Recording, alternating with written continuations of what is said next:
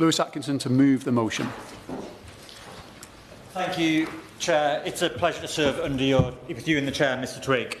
I beg to move that this House has considered E-petition 661407 relating to parental access to children's social media accounts.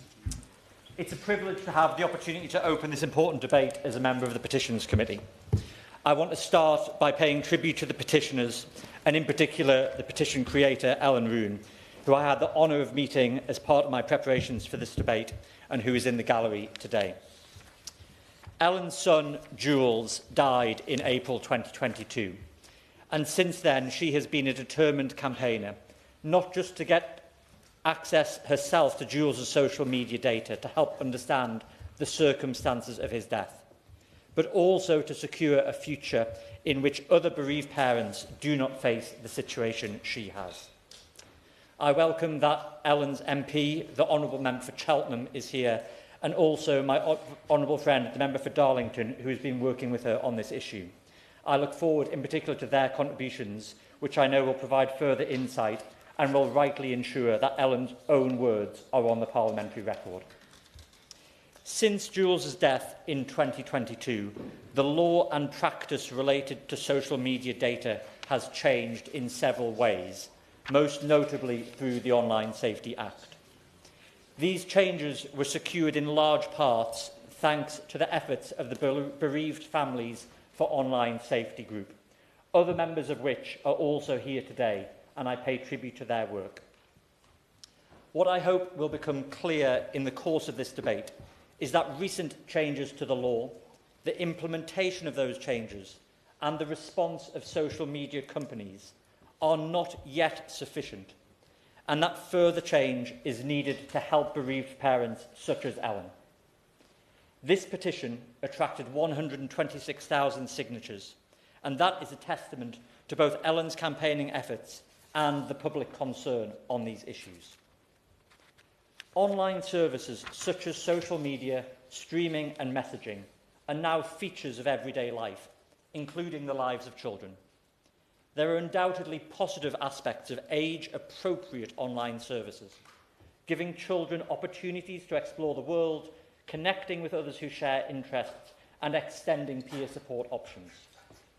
But as the level of public concern recognises, it is beyond doubt there have been significant exposure of many children to online harms, and that the action in response to that has not yet been sufficient or fast enough to meet the challenges.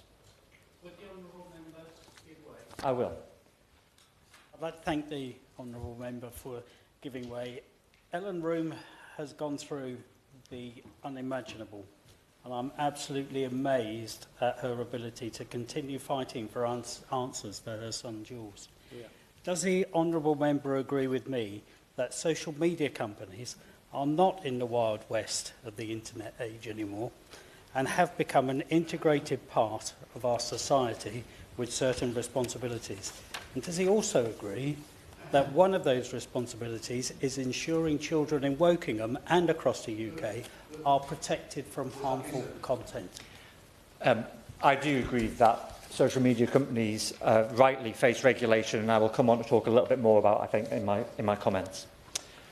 There is rightly debate and campaigning in the media and elsewhere, and we've seen some of that over the weekend, about the level of regulation of online content that children may access online, whether that be illegal content or legal but harmful content. While the regulation of content itself is not the focus of the debate today, as a concerned parent, I myself am impatient for online services to take proper responsibility for what our children see. Social media companies must not shy away from their responsibilities to protect children, either because of misguided free speech concerns or indeed out of concerns about their levels of profit. I think it's important context for our debate today to note that the law does not allow online services to collect or store children's personal information if they are under the age of 13.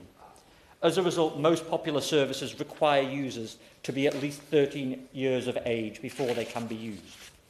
but enforcement of that requirement has historically been lax, and the age assurance requirements outlined in the Online Safety Act must be implemented without delay.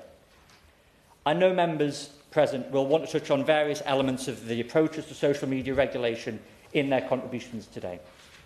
But in parallel to the wider debate about content regulation, the petitioners here are clear there are specific issues about parental access that warrant response in their own right from both social media companies and the government.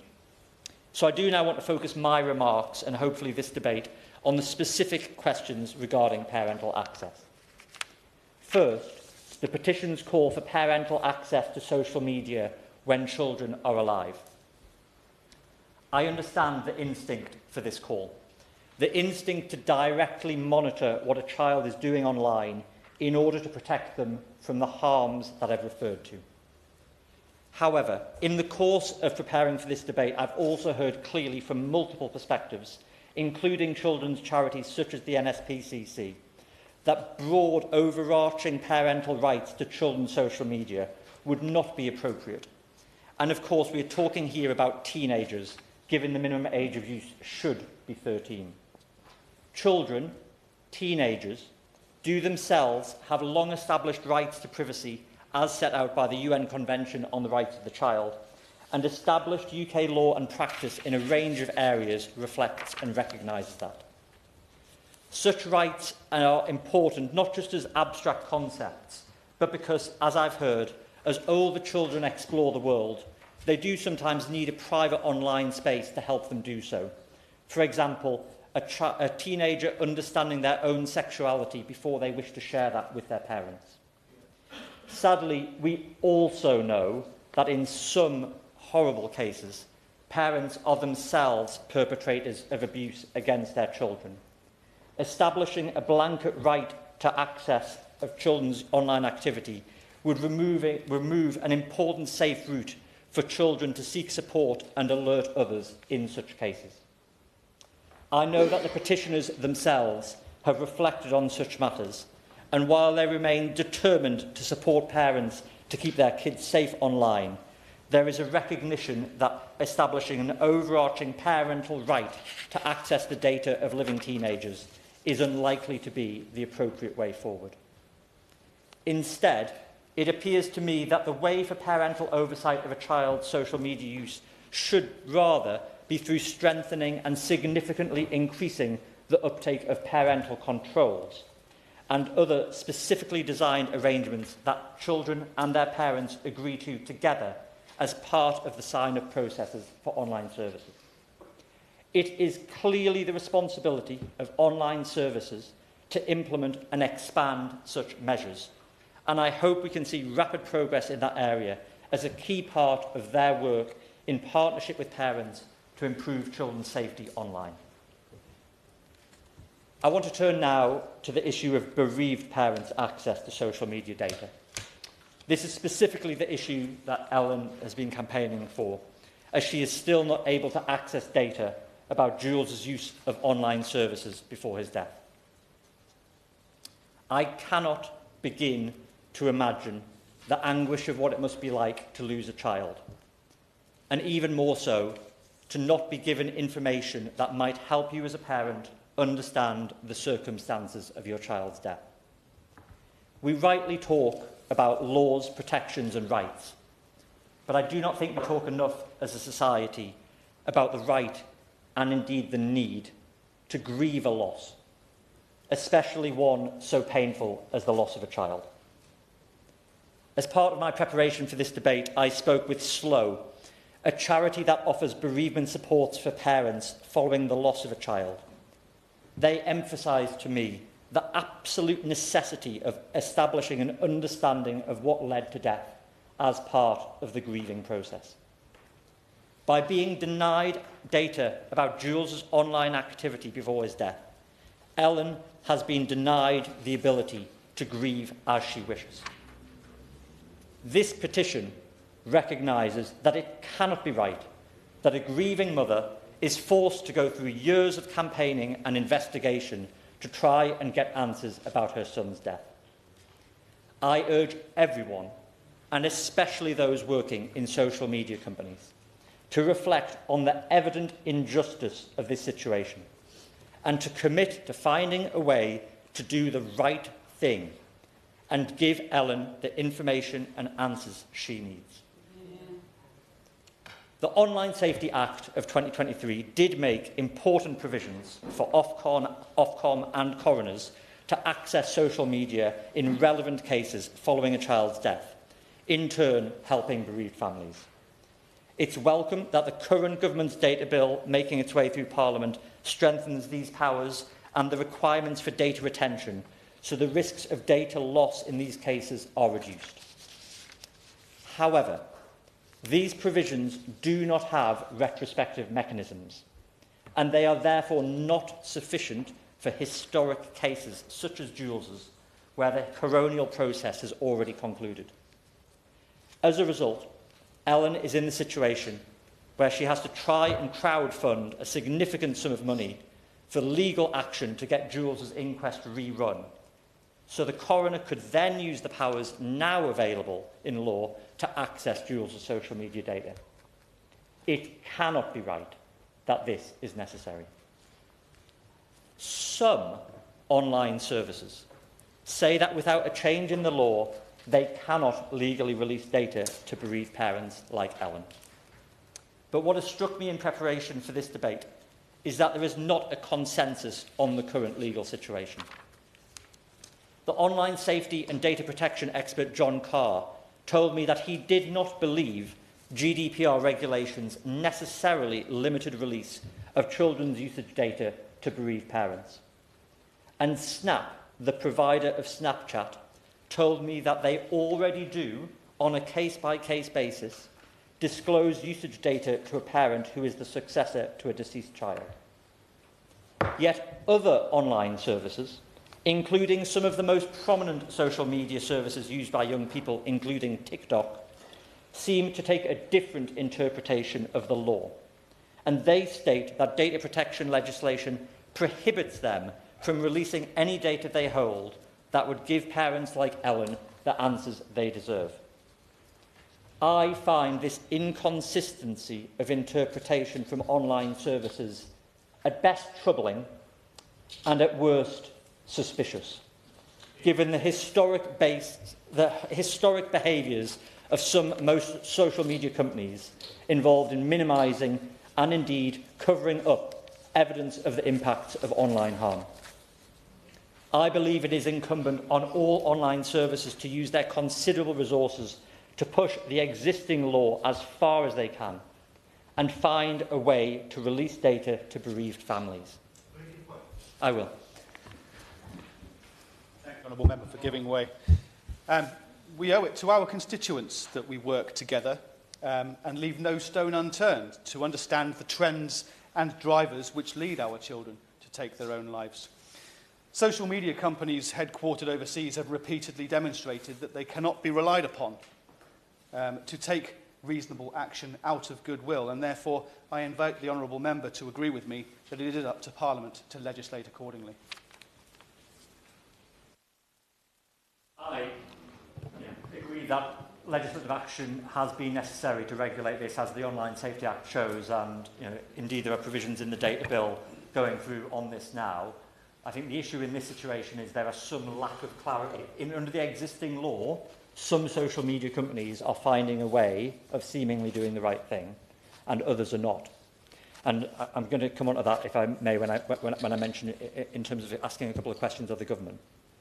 But I would say to social media companies, in the event that they carefully do the right thing on a case-by-case basis, and they face data protection questions from regulators in response, I can assure them, I'm sure, that they will find allies across Parliament in defending their actions. So turning now to the Minister and the Government, I ask this. What scope is there for stating clearly in law that so long as due care is taken on a case-by-case basis, the release of data to bereaved parents is permitted? Could the data bill be amended to include a clarification that would remove once and for all the claim of some companies that they are prohibited from giving parents like Ellen the data and the answers that she deserves? Are there any other steps that she believes could be taken to right this injustice? I look forward to hearing the perspectives of colleagues, Chair, and the Government's response to this important debate. I beg to move. The question is this House has considered E-petition 661407 relating to children's social media accounts. I call Max Wilkinson. Thank you, Mr Twigg. It is a pleasure to serve under your chairship, and thank you to the Petitions Committee for enabling this debate today. And thank you to the Honourable Member for Sunderland Central for opening. There is nothing any parent fears more than the loss of a child. Tragically, in 2022, Ellen Room suffered this loss. Her world was shattered when she came home to find her son Jules not breathing. He had taken his own life, aged just 14. While Ellen was dealing with the enormous pain of her loss, she also had questions about what had happened in the days, weeks and months leading to Jules' death. Jules was a happy boy. A video filmed just before his death shows him playing happily with friends. The absence of any hints that he might be inclined to harm himself led Ellen's search to his social media accounts. But in her search for answers, Ellen found herself blocked by a legal system unable to tackle the complexities of social media, and blocked by obstructive social media giants who placed process ahead of compassion. The police had no reason to suspect a crime, so did not see a reason to undertake a full investigation into Jules' social media. The inquest did not require a thorough analysis of Jules' online accounts. None of the social media companies would grant Ellen access to Jules' browsing data, citing regulations. A court order was needed to access his digital data, which required eye-watering legal fees. Ellen sought nothing more than what amounts to access to her deceased child's personal effects. In years gone by, that would have required searching through a child's bedroom, perhaps looking at diaries, notes, letters, toy boxes, stickers, any other clues. But the modern-day equivalent of such a search necessitates access to social media accounts. But because the law has not kept pace with the realities of modern life, that search has not and cannot be completed. This is a cruel and inhumane process to impose on a grieving parent seeking nothing more than answers about what happened before their child took their own life. That's all Ellen wanted. Answers about what caused her son to take his own life. I would ask all of us in the room today, and anyone watching at home, to consider what we would want to happen in the event that we found ourselves in Ellen's shoes. And go further. Think what rights a parent would assume in those circumstances as a matter of natural justice. There is, of course, a much wider debate around online harms. But Ellen is using her experiences and her campaign to bring about positive change in this debate. And she is seeking answers in order that others don't have to in future. Because the case of Jules and Ellen is not the first time social media companies have come up short. The dynamic and fast-moving nature of the internet means that social media companies are able to act before legislators have a chance to catch up. This is a problem that has persisted for many years, but it is notable that they only act when pushed by brave campaigners like Ellen, when they shine a light on what is happening. The Online Safety Act, as we've heard, takes us a step forward. It does improve rights of access. The current legislation, however, means bereaved parents like Ellen are still left to fight bureaucracy. And of course, in Ellen's case, she's seeking retrospective action too. The government should look exactly how it can rectify this urgently and in retrospective cases too. There is, of course, now an acknowledgement that giving parents the right to automatic access to living children's social media accounts may have unintended and undesirable consequences relating to child protection. But if the law and parents are to acknowledge that balance, social media companies must also do their bit to keep children safe online. Safe from predators, safe from inappropriate content, and safe from content that may cause children to harm themselves. Sadly, in recent weeks and months, we have seen social media companies make increasingly vociferous claims that the protection of free speech and freedom of expression online must come above all else. The examples of Elon Musk's bizarre approach to X and Meta's decision to ditch moderation in favour of community notes are instructive about what is happening and what could happen next. But there has also been much discussion of the impact of the TikTok algorithm on children's mental health. There will be other platforms and other examples that will come up in future. We've also seen that democracies have started to act to curtail the power of social media companies. The example of the Australian government's approach is instructive, whether or not those of us in this House agree with the detail. Now, I want to thank the Honourable Member for Darlington for her support for my constituent. That has been valuable, I know, to Ellen over the past few weeks and months. But I will finish by thanking my constituent, Ellen, herself. I must pay tribute to her. She is the person whose petition brings us here today. The heartache and devastation she has endured is unimaginable for the rest of us. But Ellen has turned her grief into something that is positive and could be even more positive for this country and other parents. Having watched her campaign so tirelessly and provided support where I can for these past few months, I'm immensely proud of what she has achieved. And we should all be thankful for what Ellen and other members of the Bereaved Families for Online Safety are doing. They know what we in this room all know, what the government knows, what the legal system knows, what police forces know, and what social media companies know. The system is badly failing children and families. So social media companies must now be placed on notice. Protect children and respect families, or face consequences. Protect children so the Juleses of the present and the future do not meet a tragic and early end.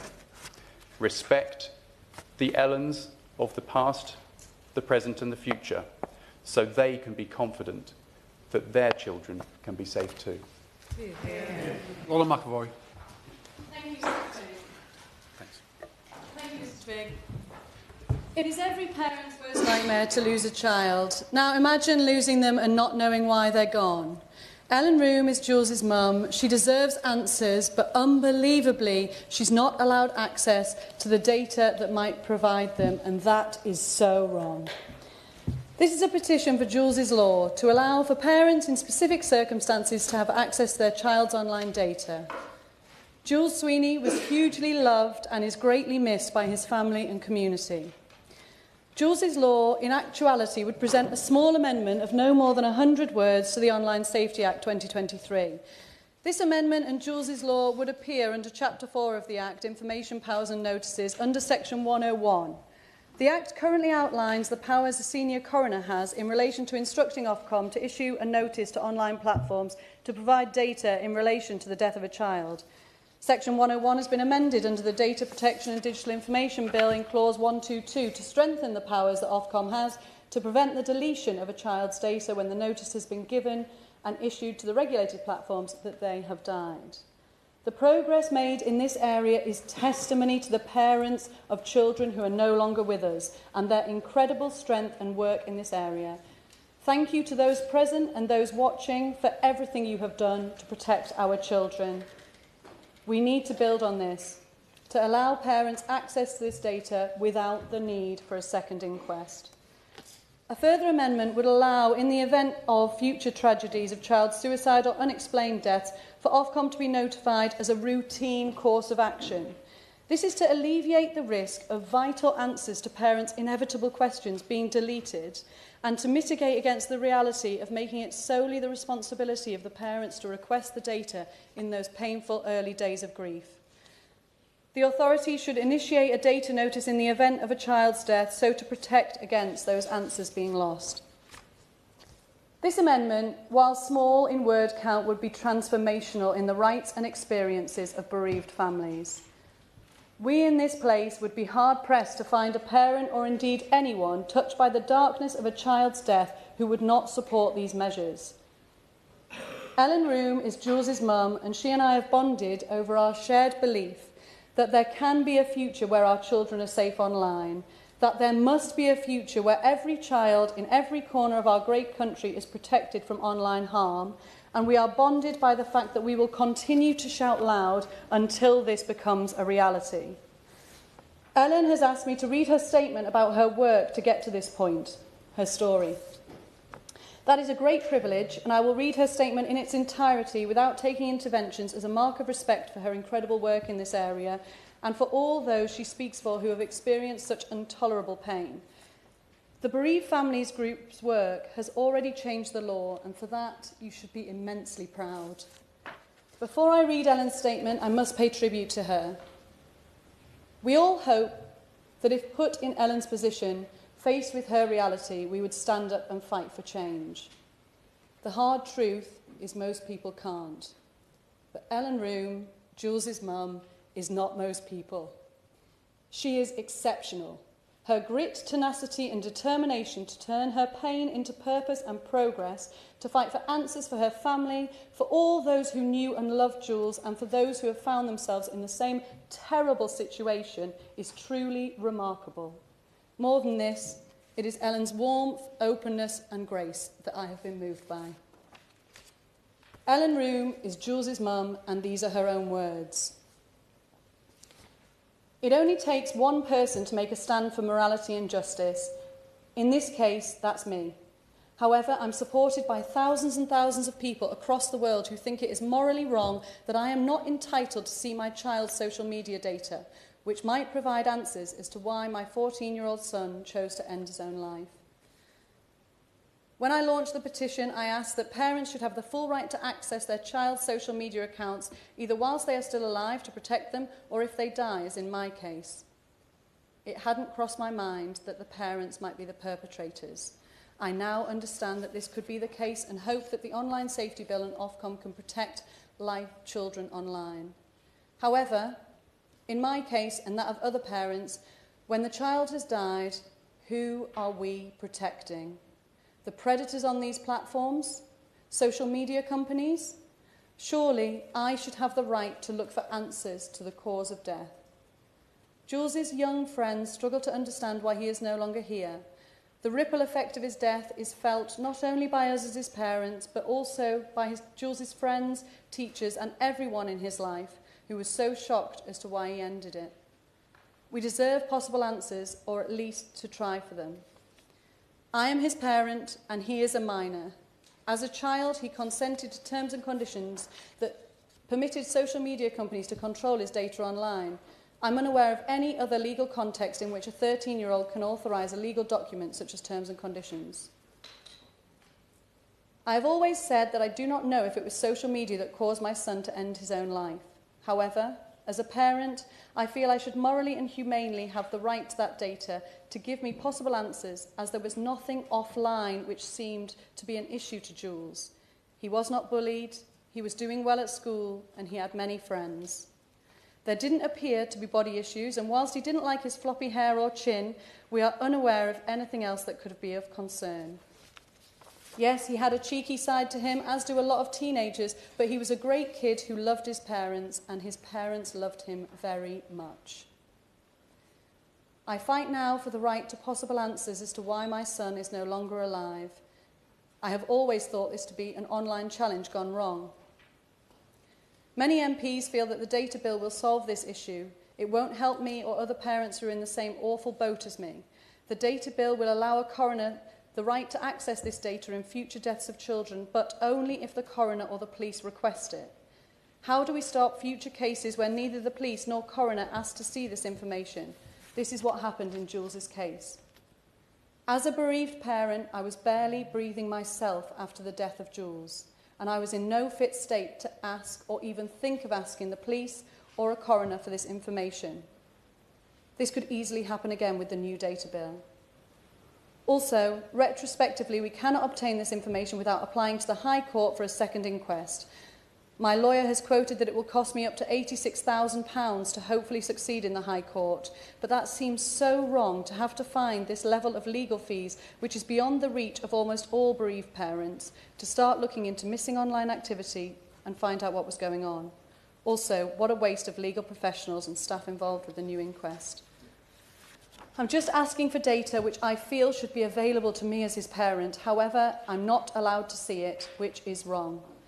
I hope that this will be a good debate, but please remember that as a member of the Bereaved Families for Online Safety Group, I represent many other families in the same awful situation, and I want to try for answers as to why their precious children are no longer alive.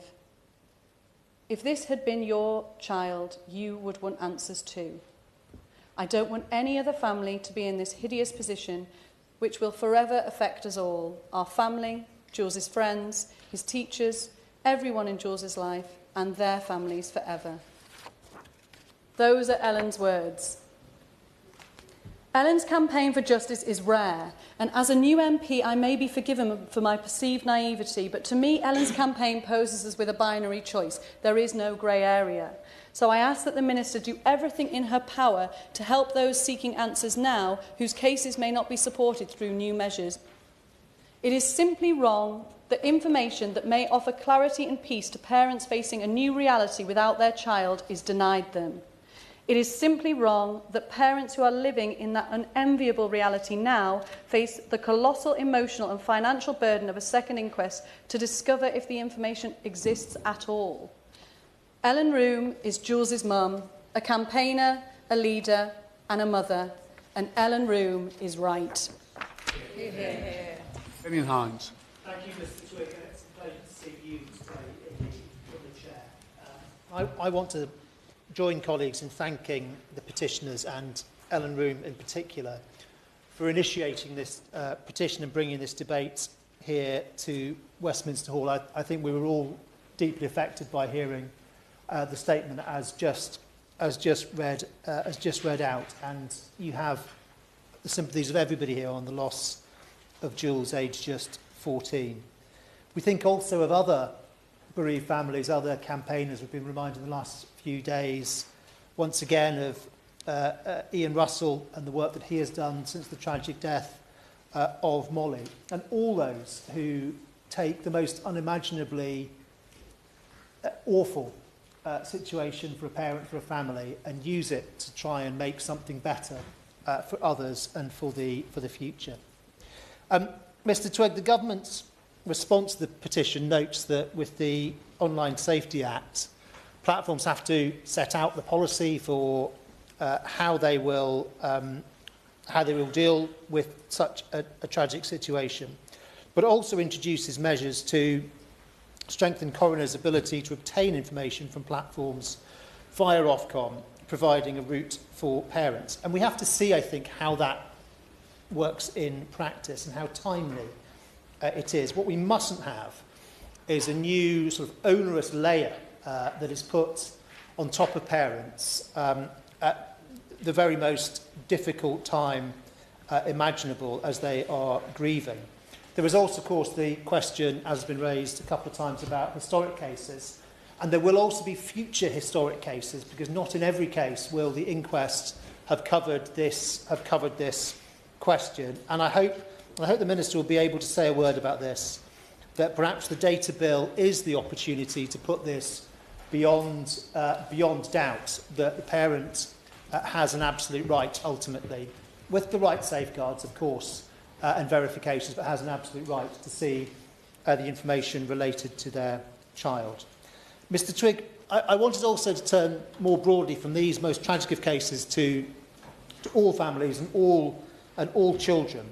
And I start with the most important thing, which obviously is that trust and support and love within families are the most effective. And most of the time, it's irrelevant what the law is, because within families, we set our own rules. And generally, it's clear that even if our rules are at times a pain for our children, generally they are generally well-intentioned. We must also note, of course, that not quite all families are loving families. Some parents are abusive, and children must always have ways, confidentially, to seek help from child protection services, from the police, from the health service, and from bona fide charities, and that applies at any age. It's also true that everyone needs a degree of privacy, but there have always been different degrees of privacy, and how private something should be proportionate to the level of risk involved. And in accessing online services, Mr. Twigg, we are talking about some things which can have very serious consequences. We need to be able to protect our children from harm, from bullying, from unwanted contact, including from adults, from being drawn to dangerous interests which can become dangerous obsessions. We also, by the way, have a responsibility, and we should be held responsible for them not perpetrating harms on others. And while we trust our children, we do also know that children do sometimes get into trouble. They can also come under pressure from others, severe coercion in some cases. And of course, they potentially have ready access to material of all sorts of varieties, much more harmful than we could as children. They can go deeper and deeper down rabbit holes. And parents aren't the only ones who can help children, but parents do have a unique position in children's lives, are uniquely placed to be able to help and support our children. And that is why I do agree, in principle, with the petitioner, that parents should have a right to see what their child is subjected to or what their child is doing for so long as they are a child and we, as the parent, are responsible for them. And that means at least till age 16. Now, there is a separate debate to be had about the extent of that and what is the threshold and what is the process. And I understand entirely what the honourable gentleman was saying. I don't think anybody probably is proposing to have constant ongoing monitoring. But there are cases, there are instances, there are situations that a child could find themselves in, which I believe do warrant that access being available. There is also a problem, or a hurdle, if you like, with the principle. You can only request access to something that you know exists. It's common for children to have multiple social media accounts on a single platform. But it's probably got a different name these days. It used to be called Finster and Rinster, where you have a fake account and a real account. And of course, the one that your mum sees is one. It's not necessarily, ironically, the one that was called fake was the one where your real life was actually happening. And of course, you could be on lots of other platforms too that parents and others don't necessarily know about. So I believe it's of paramount importance, and I agree here with the honourable gentleman from the Petitions Committee who opened it, to be able to put some guardrails around what children can access. And that is, of course, one of the reasons we have parental controls. So at the heart, Mr. Twigg, what I wanted to talk about this morning was about how those parental controls work and the limits of them. I want to read out just a short note that came from Microsoft. You know, not a company that normally people worry about, a very responsible operator to a constituent. And this is coming up to the constituent's child's 13th birthday. Congratulations on Fred's birthday. At this age, certain laws allow them to have more control and choices over their account settings. This means that they'll be able to change a number of family safety settings, even if you have already set them up. Fred will also need to allow you to continue receiving data about their activities to guide their digital journey. They can turn off your ability to see their activity on Windows, Xbox and Android devices. They can turn off your ability to see their devices and check on updates, safety settings like firewall and antivirus. They can stop sharing their location through their mobile phone. And that's a child approaching their 13th birthday. So it leads me to question, what are these certain laws that are being cited? And I can only assume it's the It's the Data Protection Bill that went through Parliament in 2017-18. That was the bill that set out that a child aged 13 years or older could consent to his or her personal data being processed by providers of information society services. And the genesis of that, of course, was European law. And Parliament was debating on it and voting on it in parallel with, before actually completing, exit from the European Union. Now, the age 13 is not universal. EU law specified a range between 13 and 16, and multiple countries did select 13, but not all. France has the age of 15, with some limited non-contractual consents for data processing allowed between 13 and 15. Germany and the Netherlands have the age 16. But the big question, actually it is quite a big question, what is the appropriate age? The other question, though, is what does that age actually mean? And I'm fairly sure, Mr. Twigg, that although this was before the Online Safety Bill, which became the Online Safety Act, but we were already concerned in this House about online safety. And I'm fairly sure that it was not Parliament's intent to reduce parental oversight. And in particular, saying that a child saying that a service can have a child sign up to its service at age 13, I do not think is the same as saying that the parent can't stop them. Still less, it's not the same as saying that the parent should at least be able to know what their child is signed up to. Now, in setting out why the age 13 was set, the explanatory notes to that bill said, it was quite rightly, it was in line with the minimum age of what popular services like Facebook and WhatsApp and Instagram set. But then it goes on to say, slightly unrelatedly, as the example it gives, that this age would mean that children aged 13 and above would not need to seek consent from a guardian when accessing, for example, services which provide educational websites and research resources to complete their homework. Well, I think that sentence might have a lot to answer for, because, of course, it sounds very sensible. You wouldn't want children to be having to get over hurdles to finish their homework. But if you think about it, you don't need to sign up to research something on the internet for your homework anyway, and educational websites are generally exempt from consent requirements. But the big question is, what else might it imply? What else might it allow? Or, crucially, what else might it be being interpreted to allow? And to repeat, I don't believe that it was Parliament's intent effectively to disable parental safety controls for 13, 14 and 15-year-olds. Now, there's a whole other question about those safety controls themselves and how they work, how difficult for a parent, even all of us, who we tend to think we're quite good at this sort of thing, how difficult it can be to keep on top of them, particularly if you have multiple children, different operating systems and multiple platforms. And there really should be a single industry standard entry system that can cover all of screen time and basic entry-level approvals with a default safety on version of the different platforms. And there are related questions again about, we talk about age thresholds and age limits. There's a whole other set of questions about how those apply and how we make age assurance or age verification actually work properly. Those are both debates for another day. For today, my ask of the Minister is simply this. Is it the government's understanding of the legislation that exists that children under 16 should be able to switch off parental controls? And if not, what could be done to clarify the situation? And is a change needed in primary legislation? Thank you, Mr. Twigg. It's a pleasure to serve under your chairship. I'd also like to thank all those who have signed today's petition for raising this issue, and my heart goes out to Jules' family, and I thank them for their work to bring change so this doesn't happen to other people in the future. I was recently at an event in Worcester's fantastic local library, joined by local leaders, to hear the views of young people in Worcestershire's Youth Cabinet.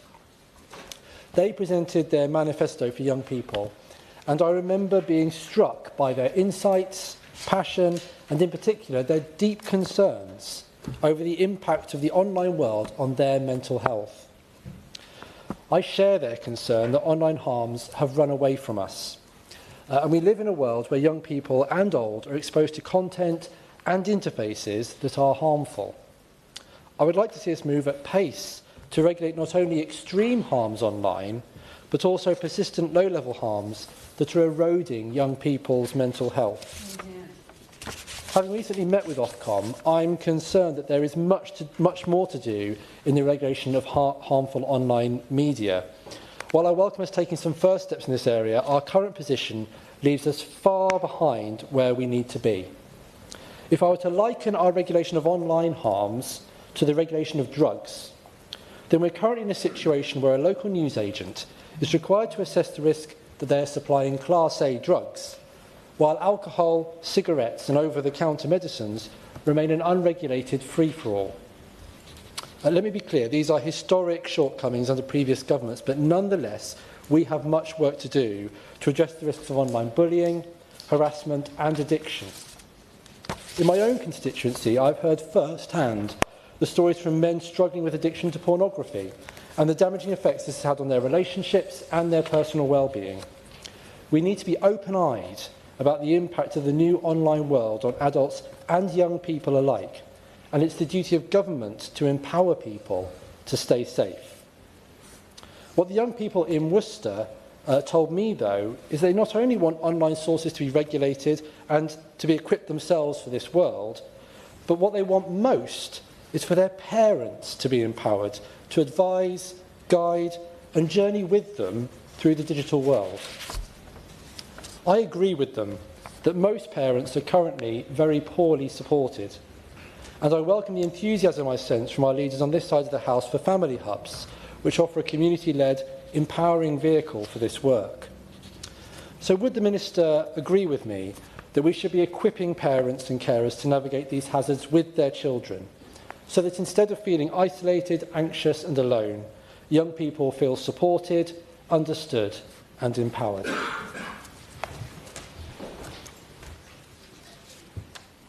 Voted then. Caroline voted then. Okay. Thank you, Mr. Chair. I'm very grateful to be able to speak in this debate today, prompted by Ellen Room's petition, although I have to say I'm extremely sorry that any of us need to be here today at all. And I'd just like to pay tribute to Ellen and all the other families in the Bereaved Families Network for their tireless campaigning. A week before Christmas, I sat in a committee room upstairs in this building along with Ellen and senior representatives from all the major tech firms, including Meta, TikTok, YouTube and Snap. One conversation that morning will stay with me for a very long time, a conversation that I can only describe as harrowing, shocking and deeply depressing. Sitting alongside two other heartbroken parents who have also lost their children because of online harms, Ellen confronted the representatives of TikTok and Instagram, pleading with them to release information that could potentially give her some peace of mind following the death of her beloved son, Jules. There can be nothing worse for a parent than losing a child, but to lose a child and not understand how or why must compound that agony. Ellen doesn't know why Jules died. Unlike many other children and young people, he wasn't being bullied online and didn't seem to have any mental health issues. All Ellen wants is to find out what her son was looking at online before he died. It might shed some light on this tragedy, which has clearly caused immeasurable grief. Listening to the pathetic excuses that morning from the tech firms about why they couldn't or wouldn't release the data Ellen is asking for was infuriating. There is no good reason not to release this data. Jules is no longer with us, so claiming data protection seems to me, frankly, rather pointless. TikTok said they would be fined for releasing the data. My question is, by whom? Who is going to press charges against a global tech company for supporting the request of a bereaved mother? Who in their right mind would think that a court case on this point would help anyone? As we've heard already by the member for Sunderland, some social media companies have behaved differently in cases like this. But it is quite clear why some won't agree to release this data. It's a pathetic attempt to avoid the potential bad publicity that will follow if it becomes clear that Jules's short life ended after taking part in a social media challenge, which is one possibility. It's about protecting their reputation. I believe it's about the accountants who fear the lawsuits. In short, Mr. Chair, I would suggest that it's about money. The absence of humanity, of care, of compassion in that room before Christmas was palpable, and I applaud Ellen for having the courage to come back here today. Mr. Twigg, I can see absolutely no reason why tech companies cannot immediately release the data these devastated parents are asking for, and I fully support Ellen and all other parents in their attempts to get Jules's law put on the statute books. In the meantime, I would plead with Instagram and TikTok to not wait for a legal challenge, just release the data. Find your inner human and do something decent. Imagine if it was your child. Under UK law, we do have clear legal processes for handling physical estates after death, and it is high time that we established clear protocols for digital estates which are left behind. The law must catch up with the world we're living in, particularly the digital estates left by young people. Current provisions such as Facebook's legacy contact feature are not sufficient because they rely on a child making a decision while they're still alive, often without fully understanding the implications, as has been mentioned before. It's also quite possible that if children were asked whether their parents could have full access to all their digital online life in the event of their death, they would quite possibly say no. Without formal legal access arrangements, parents are left with no way of viewing their children's account. Absolutely. Thank the Honourable Lady for giving way. I was reading up on this specific issue in preparation for this debate, and I came across some amendments and proposals to the data bill that outlined that these huge providers and tech companies would be required to have a complaints procedure where parents could appeal for their better nature and the release of the data, and then if they were refused it, there would be a proper complaints procedure. Do you think that goes far enough? I thank the Honourable Member for her intervention. No, I don't believe it does go far enough. I think it should be a legal right to access this data without any having to go through any complaints process, particularly at a time when one is struggling anyway with the worst bereavement imaginable. This petition seeks to address that gap in law and ensure that in the tragic event of a child's death, parents have the right to access their child's account to gain closure, to preserve memories as well, and to ensure that harmful content is removed. So I do support the addition of Jules's law into the online safety bill, and I would also urge the government to do whatever it can to apply it retrospectively to those who have campaigned on this issue. Mr. Chair, what Ellen's family has been through is the absolute worst imaginable, but tens of thousands of families up and down the country are struggling with the impact of social media on their children and teenagers, addicted to their screens because of the wicked algorithms that lure them in, cowed by bullies who can intimidate them right into their own bedrooms late at night, struggling with body image because they don't look like the influencers they watch, depressed at their lives because they don't resemble the doctored, airbrushed Instagram image of perfection, brainwashed by influencers who spew toxic messages through their pages. The damaging impact of social media on our children is vast. Medical professionals from all disciplines tell us regularly of the harm children are experiencing from hour after hour spent glued to a screen. Their physical health is damaged, their mental health even more so. Even their ability to communicate and socialise with other humans is changing. Would my honourable friend agree? I will agree. Would my honourable friend agree that it is not only the mental health harm, but also the inattention?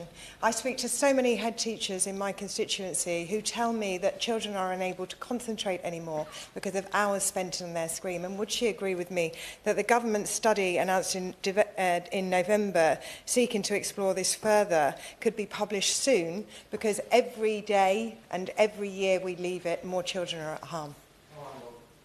I couldn't agree more, and I think what's becoming really obvious is the impact of children on their phones late at night is impacting their sleep. So even that is having a knock-on impact on how well they can operate. So just to conclude, parents across my constituency of South Devon are desperate to protect their children, but overwhelmed by the digital world and the power it has over young people. Parents need legislation to empower and support them. The NSPCC reports that over 60% of young people have encountered online bullying. These are staggering numbers that highlight the need for more robust protections from us for children in the digital space. It's clear that we need more robust protection, and it's incumbent on us as lawmakers to protect children as we do from other harms like tobacco and alcohol. It may be right that parents should not have access to their teenagers' social media because of privacy reasons and to protect children's ability to seek support online. But I believe that this makes it even more important and urgent that social media companies are required and obliged to take responsibility for watertight age verification, and that we should seriously look at raising the age of access to some social media platforms to 16. I urge the government to work with social media companies and other stakeholders to create a clear and respectful framework that allows parents access to their child's social media accounts after a death with no questions asked. This is not about data protection. This is about ensuring families can concentrate on grieving and healing rather than going into battle against the world's tech giants. It's abominable that any bereaved parent should have to do what Ellen and other campaigners are doing.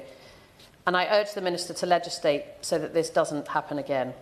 And I would like to commend the Petitions Committee for bringing this to the House and the member for Sunderland for proposing the petition. Thank you. Thank you, Mr. Twigg. It's a pleasure to serve on your chairmanship. And may I pay tribute to Ellen Room's steadfast campaign in the most awful, unimaginable circumstances, those of all other bereaved parents who seek change so that no other parent has to suffer like they are. As citizens, parents and legislators, we are rightfully worried about what our children consume online. The recent Channel 4 programme, Swiped, demonstrated both the addiction our children have and the concerns parents have about the time they spend online and the harms they continue to face. Before they are even able to properly comprehend it, our children are sucked into the online world by algorithms that are designed to get them hooked. And like a drug, they keep coming back for more. In this world, they are taught to look up to influencers with unhealthy opinions, unrealistic beauty standards, and conspicuous wealth beyond their dreams. They're told they're not good enough. They may be cyberbullied by their peers for not being good enough, and they have trouble sleeping. Their attention spans wither, and we know that short-sightedness is becoming more prevalent. Our children's work suffers, and they find it increasingly difficult to read and learn. Our children see pornography online before they receive high-quality sex and relationships education in school. They're shown adverts for apps that will use AI to allow them to nudify their peers and spread such images around their friends and school. And they're criminalised for doing so, though the tools they use remain legal and readily accessible. They get trapped in the whirlpool of online pornography, dragged into increasingly extreme and violent content. They become desensitised, and their perceptions and expectations of sex and healthy relationships are warped. Online behaviours quickly become offline behaviours. Self-harm, dangerous viral challenges, peer-on-peer sexual abuse, and huge harm to mental health, so that 1 in 5 children now have a diagnosable mental health disorder.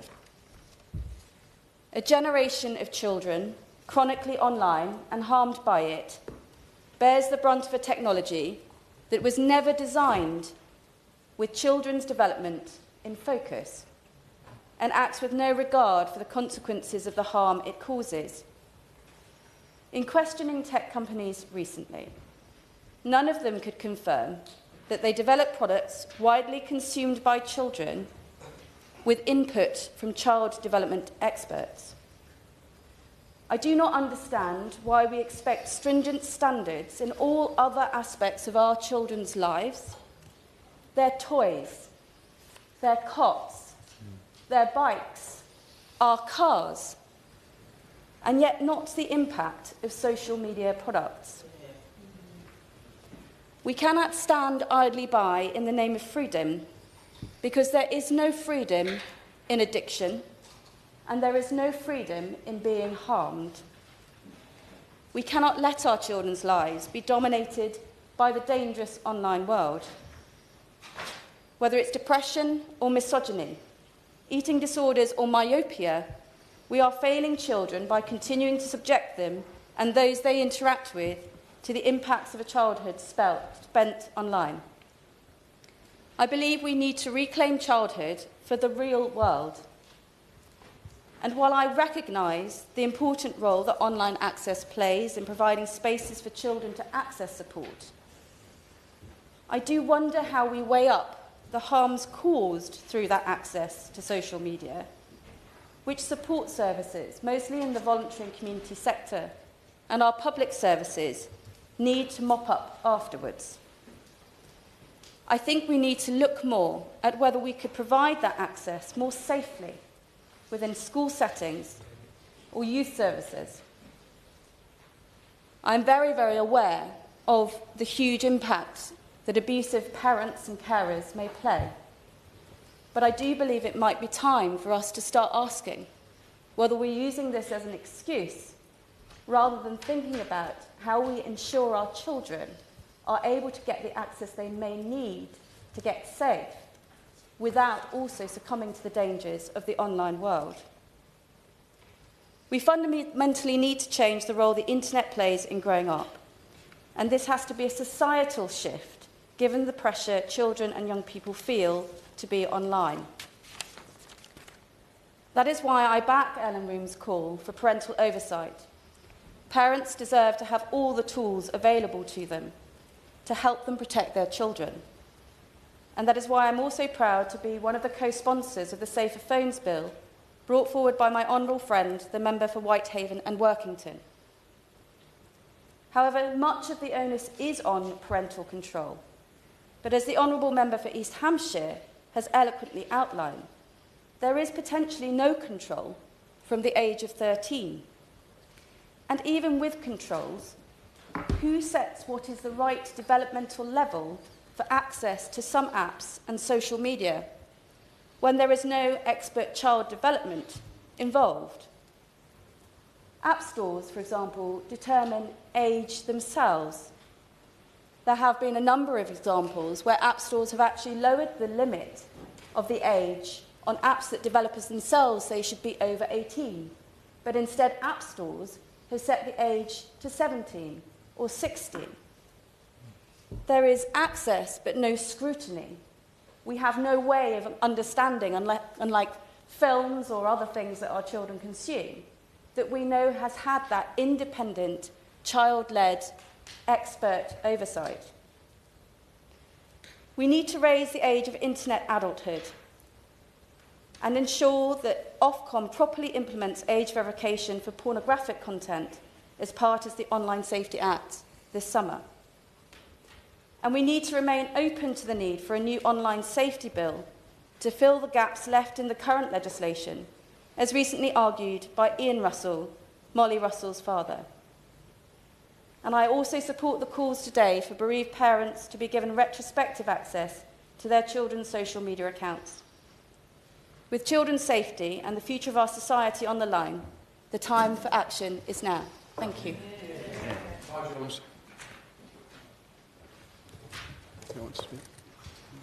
I've already intervened. Okay.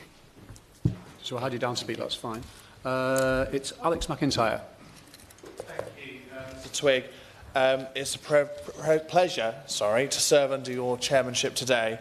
First, I'd like to say thank you to my honourable friend, the member for Sunderland Central, for putting forward this important debate on behalf of the Petitions Committee today. He made some very powerful points in his speech, and I look forward to hearing the Minister's response to those. I may also associate myself with the remarks made by my honourable friend, the member for Darlington, who spoke so eloquently, and also my honourable neighbour, the member for Cheltenham. Mr. Speaker, apologies, I've given you promotion, Mr. Twigg.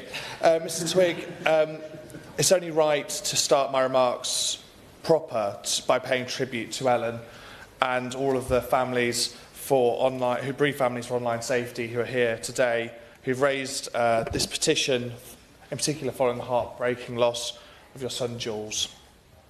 It is an unbelievably courageous thing to do, to turn away from the abyss of pain and grief and to turn that into something where you're campaigning for good. And it's quite frankly inspirational to many members in this House. Yeah. I'd also like to thank the 1,711 Gloucester constituents who've signed the petition today. As a relatively new parent myself, I now know what it's like to really worry about a child.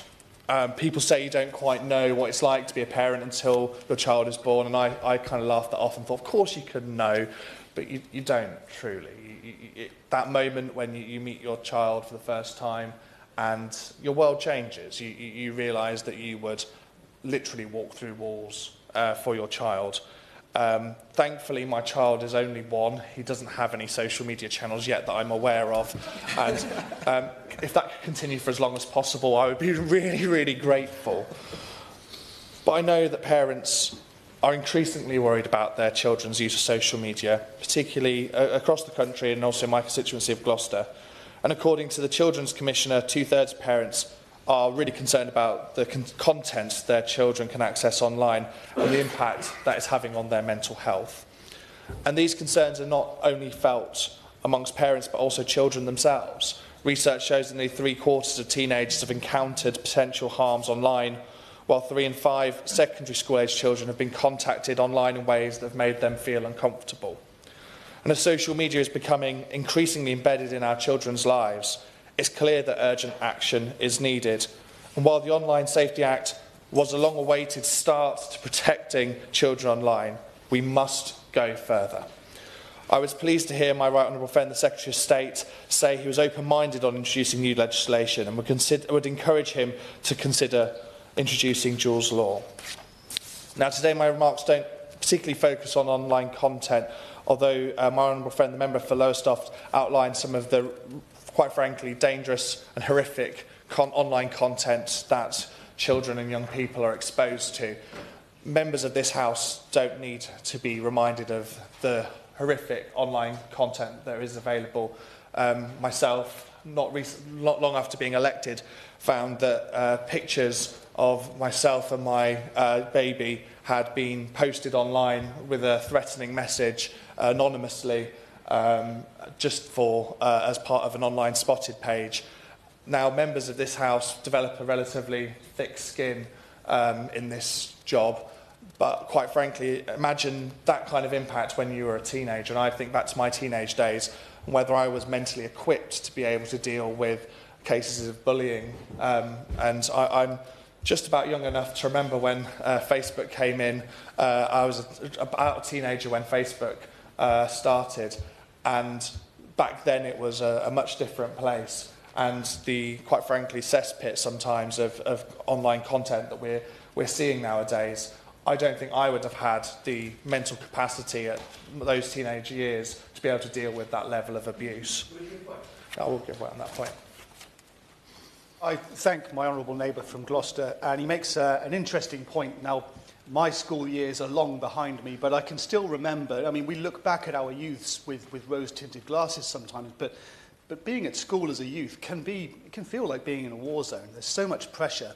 And if you are being bullied consistently, I can barely imagine what it must be like to try and escape that at home, and then to have this device in front of you with all of that material consistently coming in, but even at night. And I would invite my honourable friend to agree.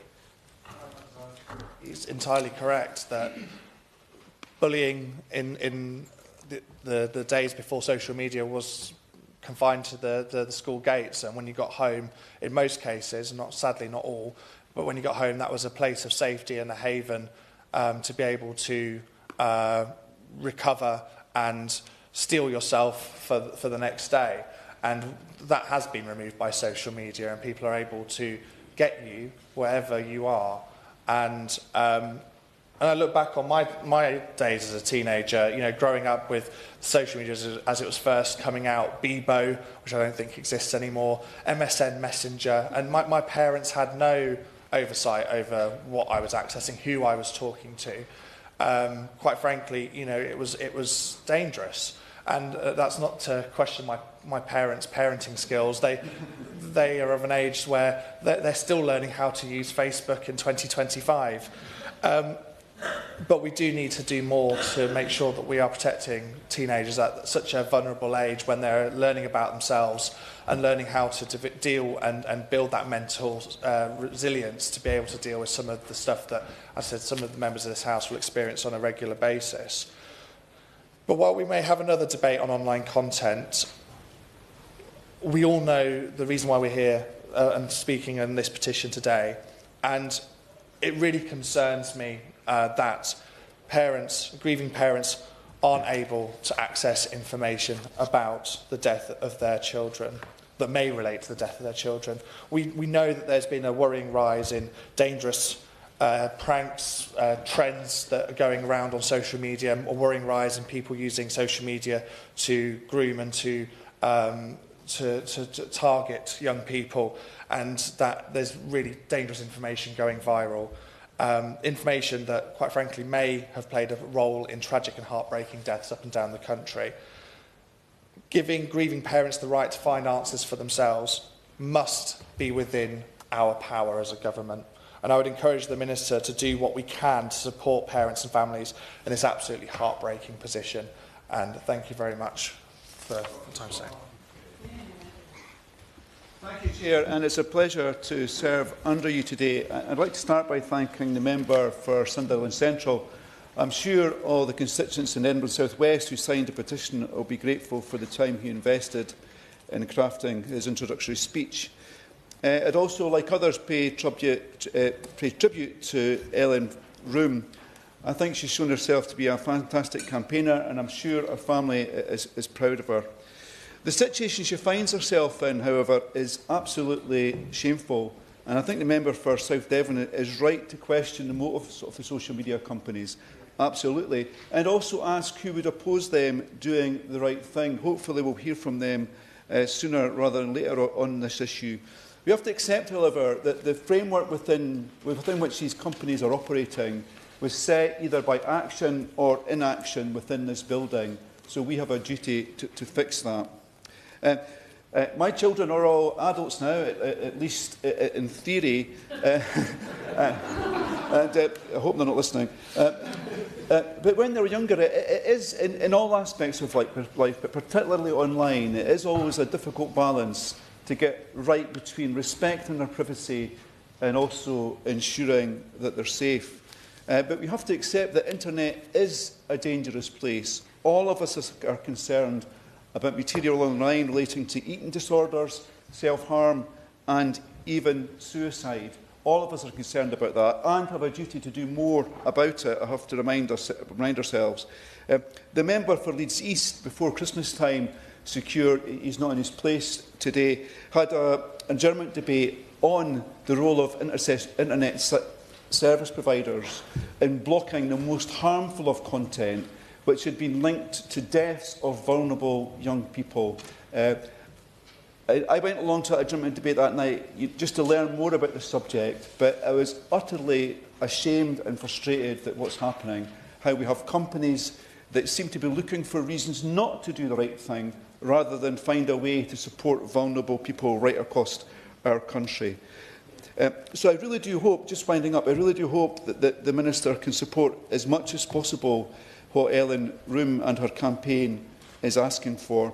But I think all of us, including the Minister, I think we have to go beyond that. It's not just about the law, it's also about creating a culture online for our young people, where service providers and social media companies feel that they have a social responsibility to support the most vulnerable people in our society and do all they can to support them. Yeah. Thank you, Chair. Thank you, Chair.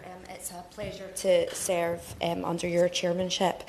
Can I also begin by paying tribute to Ellen Room in the most genuine and heartfelt way, what you have achieved and what you do and the pain that you have been through is utterly unimaginable, and I think that what we can do today, and I hope in the Minister's response will make some of that bravery that you've had to endure worthwhile. I'm going to focus my brief remarks on the Online Safety Act, because I believe that our hopes as parents, as campaigners, as elected representatives, so much of our hopes were pinned on that Act, and it is a step forward, but I believe that it is only a step forward, a first step forward, and that more should be done. The Act was a product of a weak Conservative government, with many ministers and backbenchers at the time who shared the opposition's conviction that strong regulation of social media companies was essential, being held to ransom by extreme libertarians who dressed up their ability to monetise hatred and extreme content as a free speech issue. Government ministers at the time gave in to an alliance of social media companies not willing to dilute profits to spend on effective moderation, who had a financial and political interest in driving engagement with extreme content. It was a deplorable outcome, and as many of my honourable members said at the time, plainly the new government, as a first task, has to make that legislation work as best it can, and I understand why my honourable and right honourable friends are pressing on with implementing the Act as best they can, but my request to them is to heed to the petition, but also to recognise that what was good enough for the former government under those circumstances cannot be good enough for this new government in the medium term and the long term, and it's certainly not good enough for our children. The immediate concern for myself, for people on the school gates that I speak to, and many of my honourable friends, is that the proposed regulatory regime is going to let some of the most dangerous and extreme sites escape proper regulation that the vast majority of this people in the country would expect to see. It cannot be right that we let some sites escape accountability for their failure to speedily remove certain promotional materials simply because they are small. Of course they're small. Such content is so vile that the chances of the promoters getting bigger audiences is always going to be limited. But the need for the firmest regulation in these cases is driven by content and not by size. There is a course. Yes.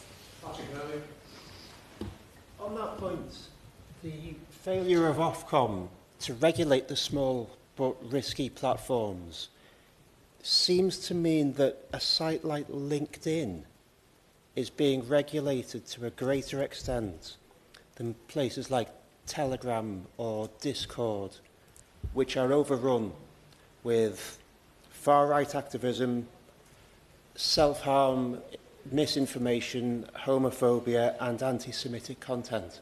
So does she agree with me that this needs to be rectified and that Ofcom needs to raise its game? The honourable member for his intervention. I do believe more needs to be done, and I don't believe that the government have ruled it out. They're collecting evidence, and I believe that in future iterations of the codes, that should that argument be accepted by Ofcom, that they will make the appropriate changes. I think it's up to us to continue to submit that evidence and to call for those changes to be made. The main point of the debate, I think, at the moment is the balance between regulation and innovation, and where we kind of draw the line between the obligation between site users and content providers as not to encourage new services and investment. But it's my belief that that's not the issue at debate that we're debating here today. What we're calling for, what the petition includes, aren't hatred or other data access aren't drivers of economic growth, and nor is the inclusion of high harm sites in Category 1 a barrier to investment plans for the frontline market leaders. So it's about doing what I believe is the right thing, and I hope that all the voices will be heard today. Thank you, Mr Twigg. It's a real pleasure to serve today under your chairship and debate such a powerful and moving topic. I want to start, as I think more or less everyone has in this room today, by paying thanks to Ellen for her tireless campaigning work on this. I cannot come close to comprehending the pain that the death of George must have caused you, even before it was exacerbated and extended by the lack of closure that you saw when social media companies refused to give you access to data that could help explain what happened to him. And we, collectively as a society, showed ourselves to be impotent in our ability to compel them to do so. Your ability to turn that pain, turn that love, into such a powerful petition, into such a powerful call for action that I know has motivated so many parents in my Hitchin constituency who signed up to it too, is a true inspiration to so many of us in the room. And just as we're inspired by you, we are inspired by so many of the families here with you today, as part of the Bereaved Family Support Group, who've been doing so much important campaign work on this issue. It's pretty clear, I think, to all of us who've spoken today, that for far too long we've tolerated the belief that online harm is too tricky, too practically infeasible to regulate, in the same way that we would regulate every other form of harm that a young person could be exposed to, often in contexts that historically we've been more comfortable with as legislators getting involved in. That cannot be a state of affairs we tolerate carrying on for any longer. And while there's been some steps forward that are to be welcomed, and I'll touch on shortly, I think your petition highlights several areas where it's clear we need to consider going further to ensure that we are all living up to that duty to do everything we can to protect young people right across society.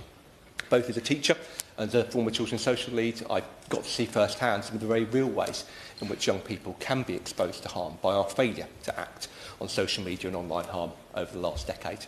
And heartbreakingly, as an MP now, I'm always struck by the fact that whenever I do an assembly, even in a lower school or a primary school, almost without fail, there will be a young person, often several, who raise their hand and talk to me about an example where they have been made to feel unsafe or at risk online, and ask me about what I, as their MP, are going to do about it.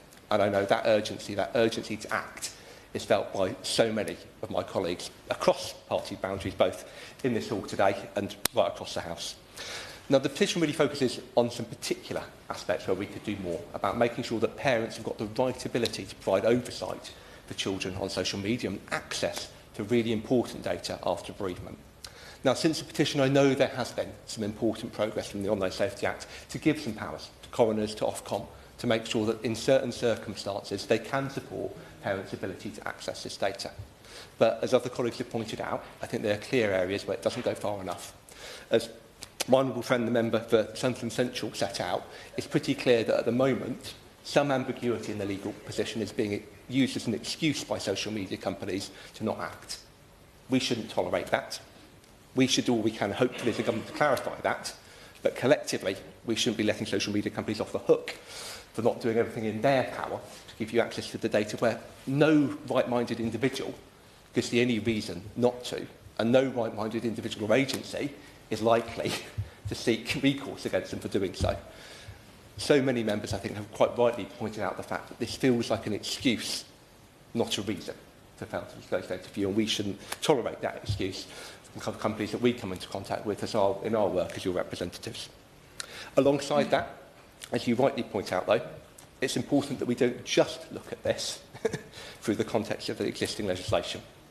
We know, too, that there's very real risks after bereavement that the data could be deleted. And as my honourable friend, the member for Darlington, pointed out, thinking about ways that we can compel earlier notification to Ofcom and earlier notification to social media companies and online platforms that can have that data, to remove that risk at source, surely has to be a common sense way of making sure that that risk to getting justice, that risk to getting closure, can be closed off. Moreover, the petitioner and many others, I think, quite rightly point out and ask us to reflect on the fact that if we're really interested in child safeguarding and keeping young people safe, it simply can't be the case that it's only after a tragedy and after bereavement that that opportunity for parental oversight and involvement takes place. Now, the Honourable Member for Sunderland Central has quite rightly, I think, set out some of the very real justified concerns that children's charities and advocates have about unfettered and complete access. But as many other members have set out, that shouldn't be the case. It shouldn't be beyond us to reason and to think through how, in exactly the same way that parents provide oversight over every other aspect of a young person's life, we think about the best and the most sensible ways for them to do so on this platform too. And as Honourable Member for East Hampshire pointed out, I think quite rightly thinking about the age at which young people can meaningfully and rightfully consent in a way that opts them out of that parental oversight, I think has to be part of that process. As well as that, I think it would be fair to say that a fair few of us have our concerns that, as currently envisaged and as currently talked to by Ofcom in some of their recent publications, the implementation of the Online Safety Act may fall short of doing justice to the importances of the issues it's looking at, whether it's considering what more we can do to protect young people from imagery and content relating to suicide and self-harm on social media, whether it's making sure that we don't tolerate technical infeasibility as an excuse for tech companies not acting on some of the most egregious forms of harm, or whether it is that well-intentioned and I think important conversation about that right age of consent that many members have alluded to in their speeches today. There is clearly a lot more we can collectively be doing. Oh, absolutely. Would the Honourable Member go further and say that Ofcom's implementation so far have been weak, overly cautious and fundamentally disappointing? And would he also concur that it is unfair to put parents in such an intolerable, pressured situation to be the policeman for their children's social media activity? Well, I think there are some aspects of how Ofcom said they take this forward that are to be welcomed.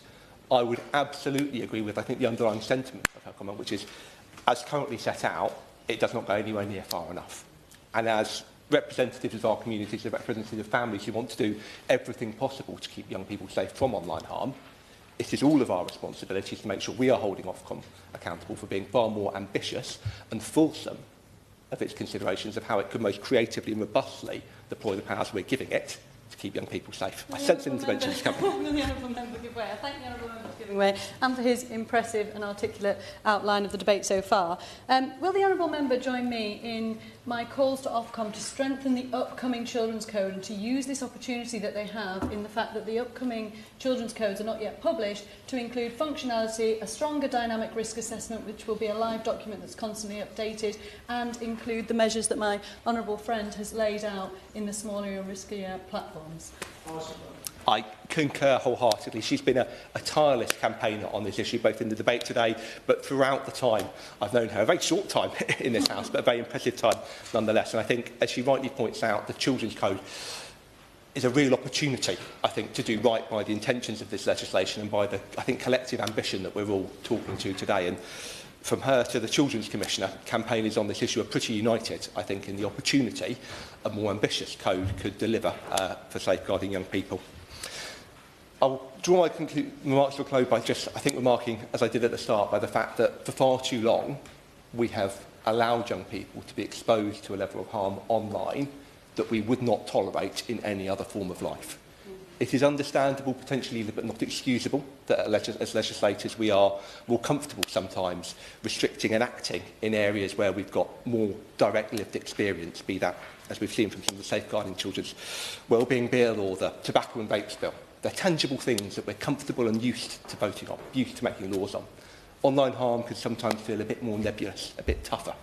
But that is no excuse not to act. And that failure to act is written across the tragedies experienced by so many families across the country and so many campaigners in the room today. We must do better, and as a Parliament, we have to make sure this is the Parliament where we do. Jessica Doe. Thank you, Mr. Twigg. It's a pleasure to serve under your chairmanship. I also want to start by paying tribute to Ellen and all the families for your tireless campaigning and for bringing this petition to the House. 119 people in my constituency of Bournemouth West signed. And like the Honourable Member for Worcester, I wanted to take the opportunity to talk about the broader harms of social media and smartphone use that students and parents have brought to me. And I think it's particularly salient in the context of announcements this week about the removal of independent fact-checking from Meta and other platforms. Last week, I visited Bourne Academy, a secondary school in my constituency, which is taking part in the Dorset Boys Club's Impact Hub project. And this project aims to champion the experiences of young boys who are at the face of inequalities and provide a platform for their voices. And the boys raised a range of issues with me, from knife crime to the desire for safe spaces and legal spaces to practice graffiti art. But the thing I found most interesting was that we got into a long conversation about the impact of social media in their lives and its uses in their socialising. And frankly, I was shocked by some of the things that they told me about the content that they're pushed on these platforms. In particular, they mentioned Reddit and Instagram as particularly vile examples of distressing content, that as soon as they log on to these platforms, they're pushed things like videos of people being decapitated and other forms of serious violence. They also mentioned that Snapchat was as a platform where group chats are regularly used to conduct cyberbullying, spread rumours with very, very little accountability because all of the messages disappear within 24 hours. So clearly what we have isn't working to protect young people as it stands. They also reported that age restrictions are incredibly easy to get around, whatever the age restriction. So it's worth noting that Bourne Academy has a no phones policy. Kids aren't even allowed to use them during the breaks, which actually caused some consternation amongst the young people. But it's clear that smartphones and social media are changing the way that young people are interacting and socialising. It can expose them to high volumes of violent, inappropriate, harmful content with very, very little oversight, which many of us in the room will not be used to from our lives. And it's linked to well-being and self-esteem issues, which can have a direct impact on behaviours and the views that young people hold, and in some cases linked to significant increases in young people reporting anxiety, depression, self-harm and suicidal ideation. So if I can, I would be grateful if the Minister could outline what further steps this government is taking to protect young people from harmful content and also to prevent young people from circumventing age restrictions. I know we've discussed potentially raising them here, but I think that is a really key bit as well. I've also heard and been contacted by a number of parents about this issue. There is growing support for a smartphone-free childhood movement within Bournemouth, and I know across the country as well. One parent of a 5-year-old daughter was in touch with me and shared some very misogynistic content that he came across and expressed worries about her being so easy to access this content. And other schools in my constituency have also spoken very specifically about the impact that it's having on school behaviour, this misogynistic content they're seeing, and the extra effort they're having to take to try to address it without the toolkits that they need to be able to do that. But it's not just about content. As the Honourable Member for Lowestoft mentioned, these platforms produce very compulsive and addictive behaviours. Another parent who's an active member of the smartphone-free childhood movement, a father of 2, raised these addictive design features with me, from pull to refresh, gamification, photo scrolling, push notifications. And he has a lot to say on it because he was somebody who has designed them himself for smartphones and social media and has a real concern about how they're impacting both children and adults. So can I ask the Minister if in her assessment of online safety also includes an assessment of the impacts of these addictive and compulsive features and what steps the Department is taking to address them? There are actually quite a variety of views amongst parents that I've spoken to about what the answer is here. Some want a ban on smartphones for under 16, some want an Australia-style under 16 ban on social media, some would prefer a school-led approach, but largely many are simply worried about how to push back on the social pressure that they're getting from very young children to have smartphones and to have access to social media. So I'd be grateful if the Minister could outline what steps her department is taking to engage young people, parents and schools about the best way to find an appropriate solution to the issue. As we've heard from many of the honourable members in the room, technological change often goes faster than we can deal with and that we can't keep up with it. We have the ability to regulate, it's a bit too slow. So I want to commend the ministers and the government for their work on this, but I would encourage them to take heed of the things that we've heard in the room today and support efforts by parents and teachers to help young people grapple with these real challenges and ensure that the measures that we do introduce reflect the need to protect and safeguard young people sufficiently. Thank you. Yeah. Patrick Hurley. Very good. In which case, Munira Wilson. Thank you very much, Sir Desmond. It's a pleasure to serve under your chairmanship this evening, and I'm delighted to contribute to this extremely important debate today, and thank the Honourable Member for Sunderland Central for setting out in such a well-informed and balanced way the issues that we are considering. May I, with your permission, Chair, take this opportunity to address Ellen Room directly, to pay tribute to your great courage and bravery. I'm a mother of 2 young children. I can't begin to imagine what you've been through. And to start this petition and push this campaign forward in the way that you have is... I did ask your permission, sir, but if I may, to just address the... No, all remarks are addressed to the Chair. All right. I just want to pay tribute to Ellen. Do it to the Chair. Okay, so I've done so again now. Thank you, Sir Desmond. I just wanted to pay tribute to Ellen for her campaign. I also wanted to say how cross I am that actually Ellen is having to push this campaign to get access to Jules's data online. For those of us who were here in this last Parliament during the passage of the Online Safety Bill, as was now Online Safety Act, a number of us attended a meeting organised by Baroness Kidron in the other place, who brought together Ian Russell and some of the lawyers that supported him in Molly's case. And they talked very powerfully about the battles they had to go through to access this data. And Baroness Kidron led a really strong campaign to change the law. But sadly, that still hasn't happened, which is why we are here today. The use of social media accounts is now prolific across society, and even more so for young people. The Online Nation report from 2023 highlighted that children aged 8 to 10 spent an average of 2 hours, 23 minutes per day online, and that rose gradually to an average of 4 hours, 35 minutes online daily. That's the equivalent of 66 24-hour days online per year for 15 to 17-year-olds, and that's just an average. We all know that actually there are a number of young people who spend far more time than that online. The digital age has transformed the way we live, communicate and interact, and social media in particular has become an integral part of our daily lives, especially for our children. And while these platforms offer numerous benefits, they also pose significant risks. As Liberal Democrats, we advocate a balanced approach that respects the privacy of our young people while ensuring their safety and well-being. Now, the Honourable Member for East, or I should say Right Honourable Member for East Hampshire, touched on this point, that actually nearly 6 in 10 8 to 17-year-olds with profiles on social media, video sharing platforms or messaging platforms have said that they use more than one profile on any particular social media app or site. And when asked why this was, that's because just under a quarter of them said it was because one account was just for parents and families to see, while a similar proportion said one account was for close friends and one was for everyone else. And meanwhile, 13% of 8 to 17-year-olds who had more than one profile said one account was for the real me and another contained edited, filtered posts or photos.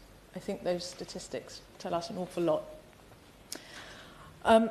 But children themselves are concerned, as we've heard many honourable members outline today, that many children are concerned about their time online. An Ofcom report last year showed that young adults were less likely than older people to think they had a good balance between their online and offline lives.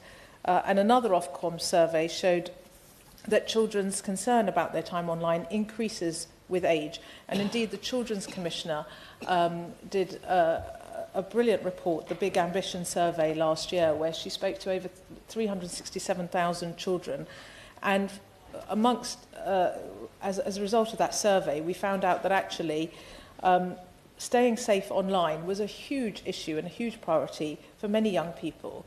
And what we must remember in this place is actually Young people want to be consulted and they want to be involved in the discussion and they want to be involved in the solutions. It's not just about us telling them what is right. It's not about the tech companies telling them what is right. It's about involving young people in the solutions.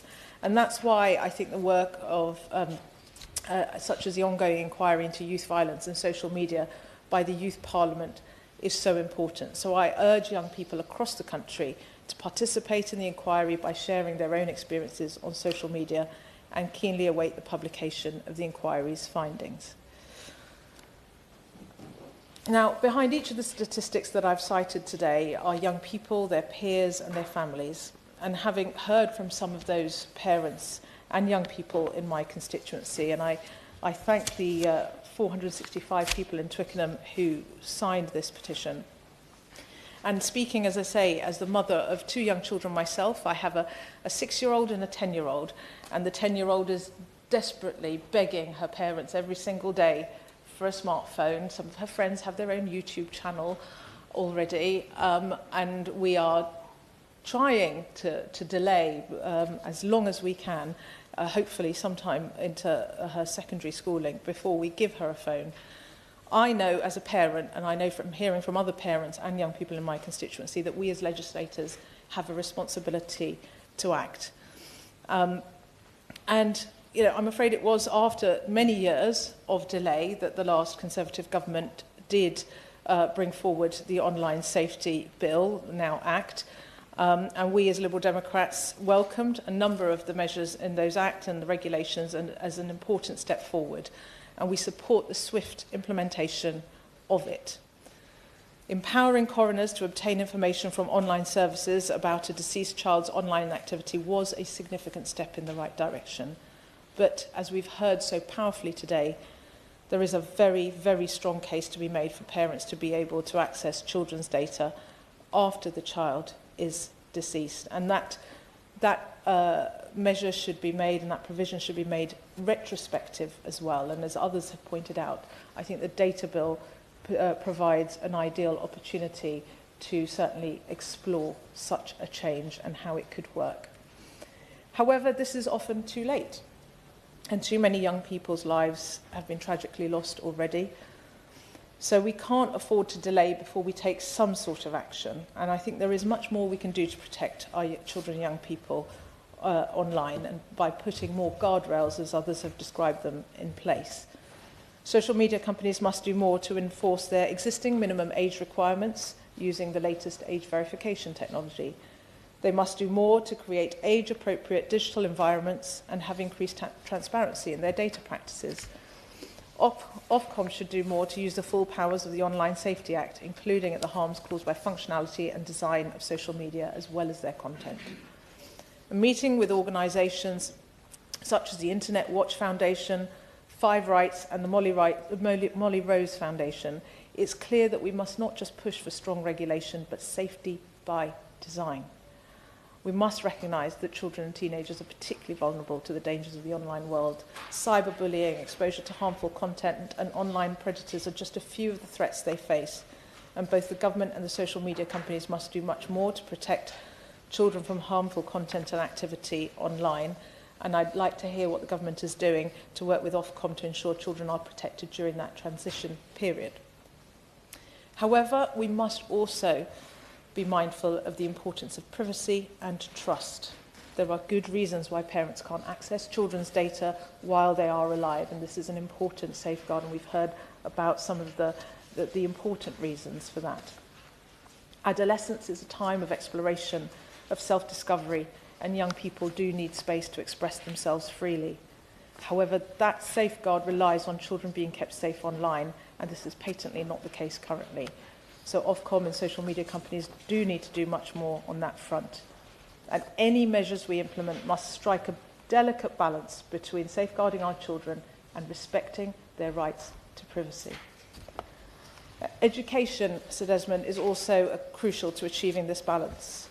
Schools need to teach children about online dangers and how to use the internet and social media safely and responsibly. Parents must also be empowered, and I say this, as I say, as a parent myself who feels like I'm way behind my younger children. We must be empowered to protect our children online, including through digital literacy education, advice and support on best practice. And dare I say it, it's not necessarily a politically expedient thing to say, but we parents also have a lot of responsibility in terms of how much time we allow our children to spend online and what devices we give them access to. And it's hard when our children face so much peer pressure, but we need to take responsibility too. The Education Select Committee report last year, Screen Time Impacts on Education and Wellbeing, also called for education, and as well as a cross-government holistic approach. It said that government should work across departments, including the Department for Health and Social Care, the Department for Science, Innovation and Technology, the Department for Education and the Home Office to produce guidance for parents on how best to manage and understand the impact of screen time on their children. So I look forward to hearing what the Minister has to say on that point. But that's why we Liberal Democrats have also are calling on the government to create an independent children's online safety advocate, as called for by the NSPCC, who would act like a consumer watchdog to promote and protect children's interests. We must ensure that proper safeguards are in place and that children are not just protected from online harms, but empowered to exercise their digital rights. This petition on parental access to children's social media accounts highlights a critical issue, Sir Desmond, that demands our attention. As we navigate the complexities of the digital age, we must prioritise the safety and well-being of our children. By implementing thoughtful, balanced measures, we can protect our young people from the dangers of the online world while respecting their right to privacy. Let us move forward with compassion, determination, and a commitment to creating a safer digital future for our children. Thank you, and with apologies, Sir Desmond.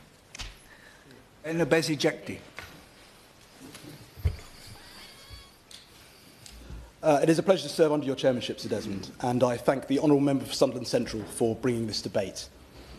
I would like to start by thanking Ellen Room for her determined work in fighting to highlight this issue. Her courage and her stoicism in pursuing this cause has been hugely impressive, and Parliament would not be debating this today were it not for her impassioned commitment.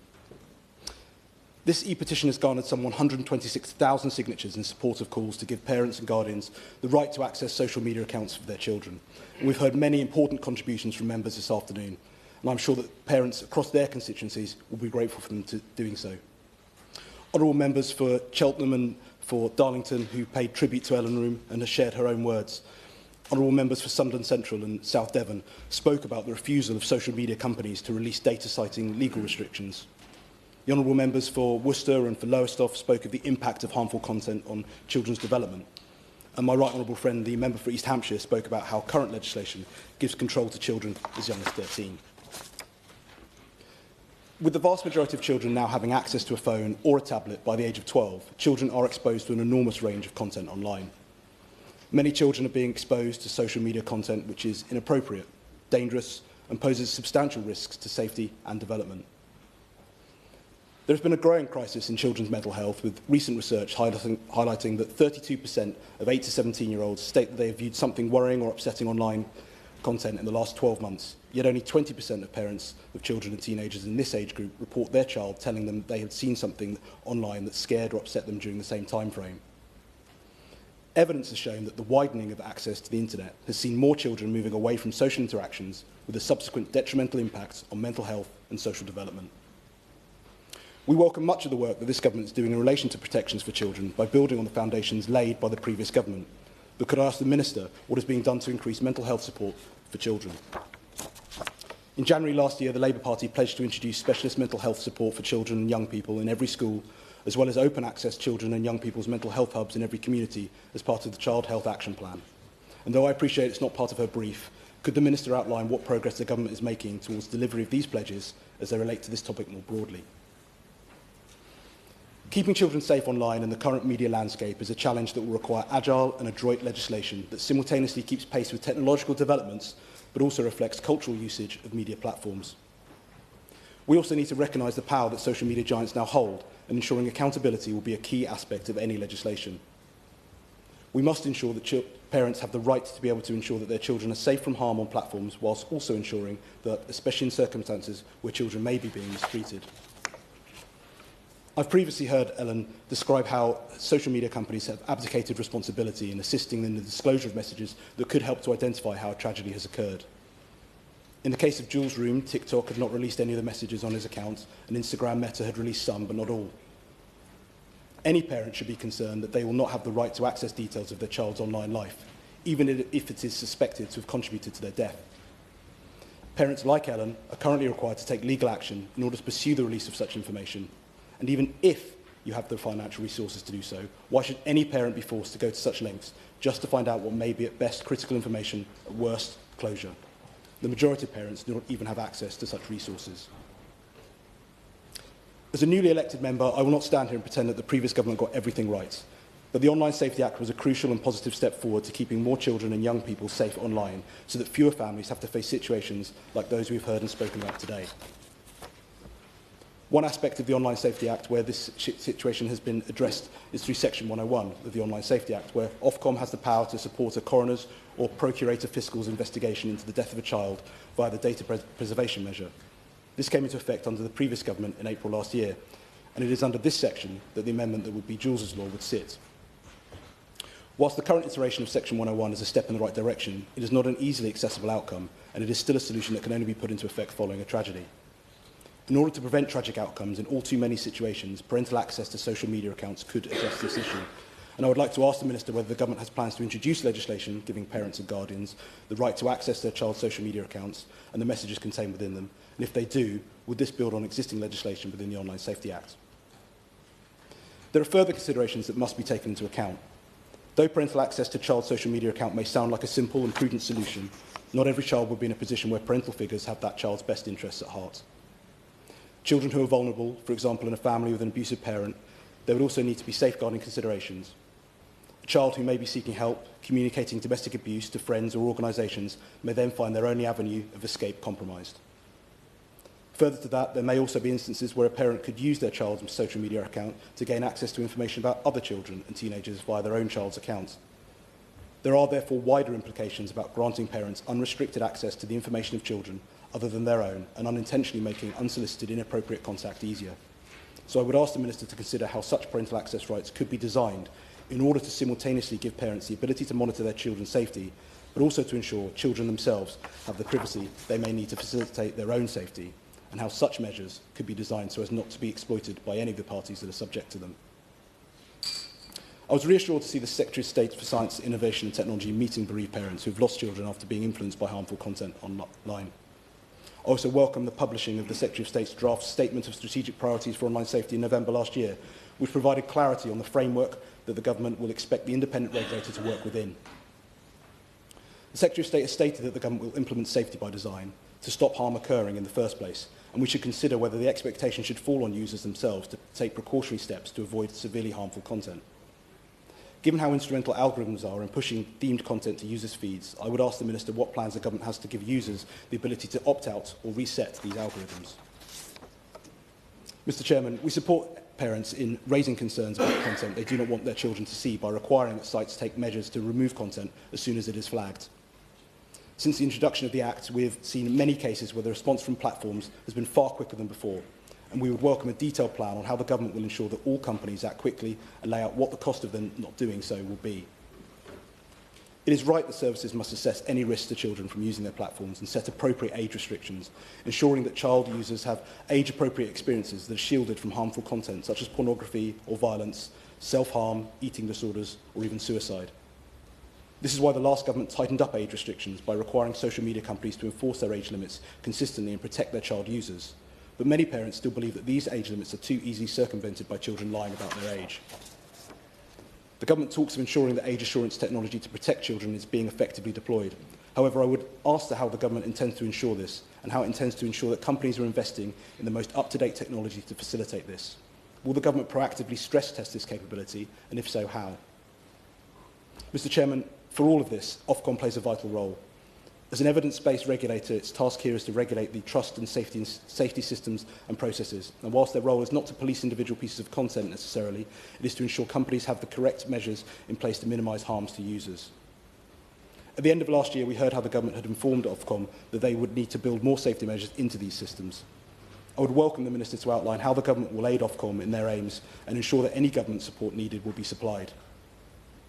These regulations would not be anything without empowering Ofcom to take action, which is why we gave it powers to issue fines of up to £18 million or 10% of global revenue, whichever is higher, or criminal investigations into senior managers if they fail to comply with enforcement notices. And could the Minister outline what steps the government is taking to make sure that Ofcom brings forward its children's safety codes and guidance in April? As we've all seen, technology keeps moving. Advancements are constantly made, and the risk of digital progress outstripping the pace of legislation is an all-too-real prospect. We must embrace technology and understand that the internet and social media can be a force for good, embedded in our daily lives, whilst also understanding that checks and balances are essential if we are to ensure a safe online environment for not only today's users, but those newly entering the online world. It is for the government to guarantee an environment conducive to users of all ages, but also to ensure that parents can have the confidence that the online environment can be made as safe as parents themselves strive for the home environment to be. Thank you. I call the Minister.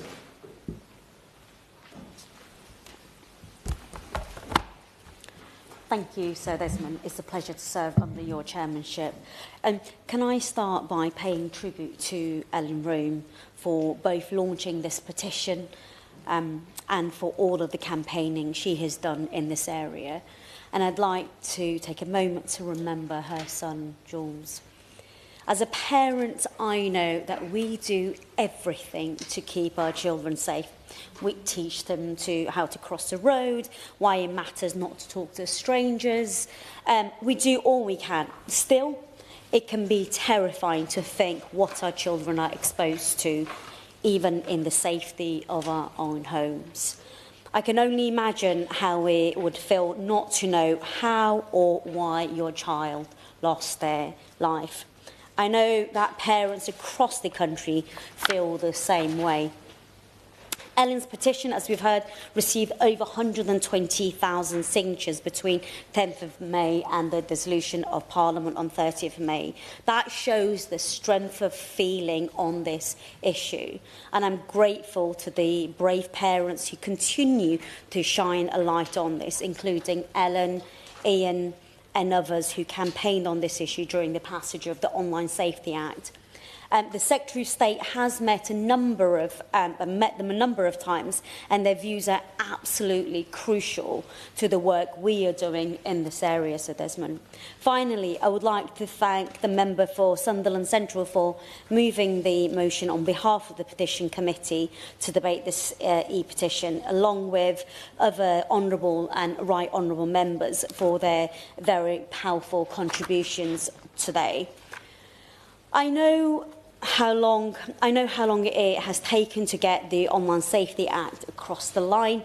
This is not a perfect piece of legislation, and the delay in delivering it has come at a heartbreaking human cost.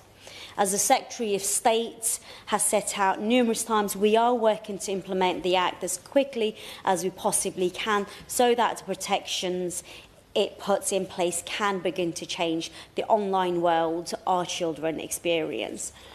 The Act has two provisions relevant to today's debate.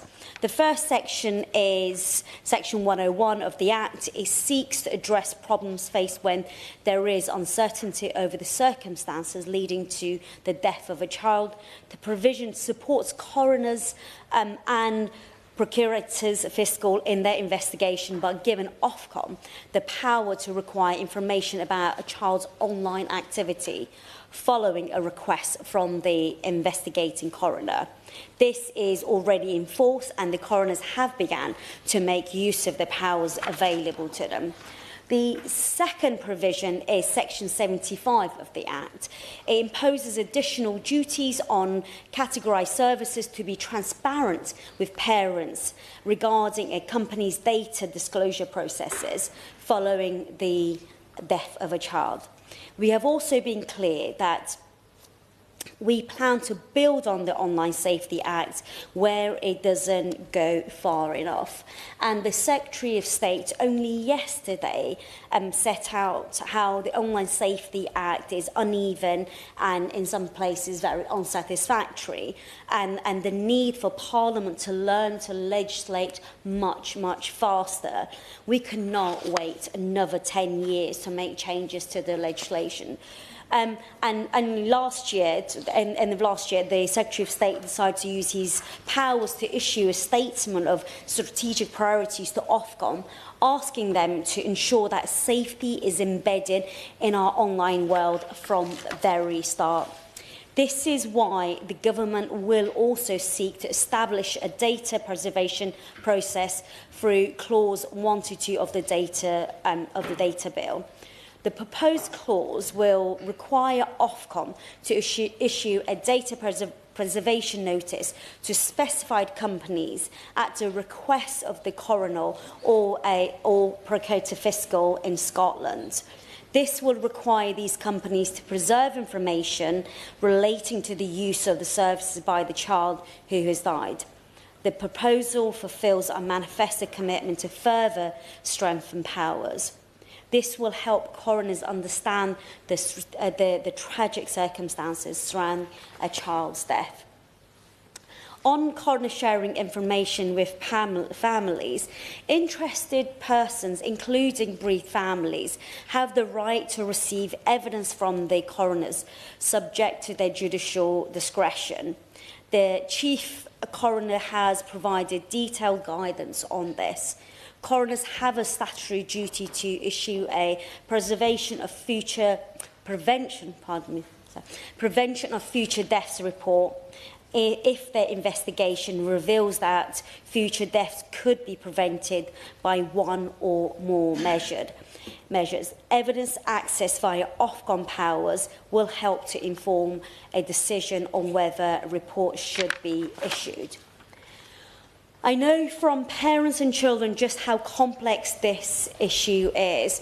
The Secretary of State visited the NSPCC recently, where he met a group of young people to understand more about their lives online. The NSPCC was concerned that given parents complete access to their children's social media accounts can raise complex issues around children's right to privacy and, in extreme cases, safeguarding issues, as we've heard today. For example, as it was raised earlier, if a child is exploring their sexuality online, they may not want their parents to know, and they would be right to expect that privacy. However, all members raised retrospective applications respect the application of Section 101. So Ofcom's powers, as I said, require information from companies on behalf of coroners. Ofcom's powers to require information from companies on behalf of coroners can still be used where a second coroner's inquest is ordered. Ofcom can use these powers on coroners' instructions. Ofcom will also be able to use data preservation notices in events that second coroner's inquest is ordered. Any personal data that is captured by the data preservation notice and held by the online service at the time of issue will still be in scope and must be retained upon receipt and notice. However, I have heard very powerfully from all members today that the costs associated and the lengths that parents have to go to actually request a second inquest. And I think, as I've said, the bill is not perfect. There is room for improvement, and I would like to meet with members and parents to explore this further. As I said, we need to continue to review the legislation.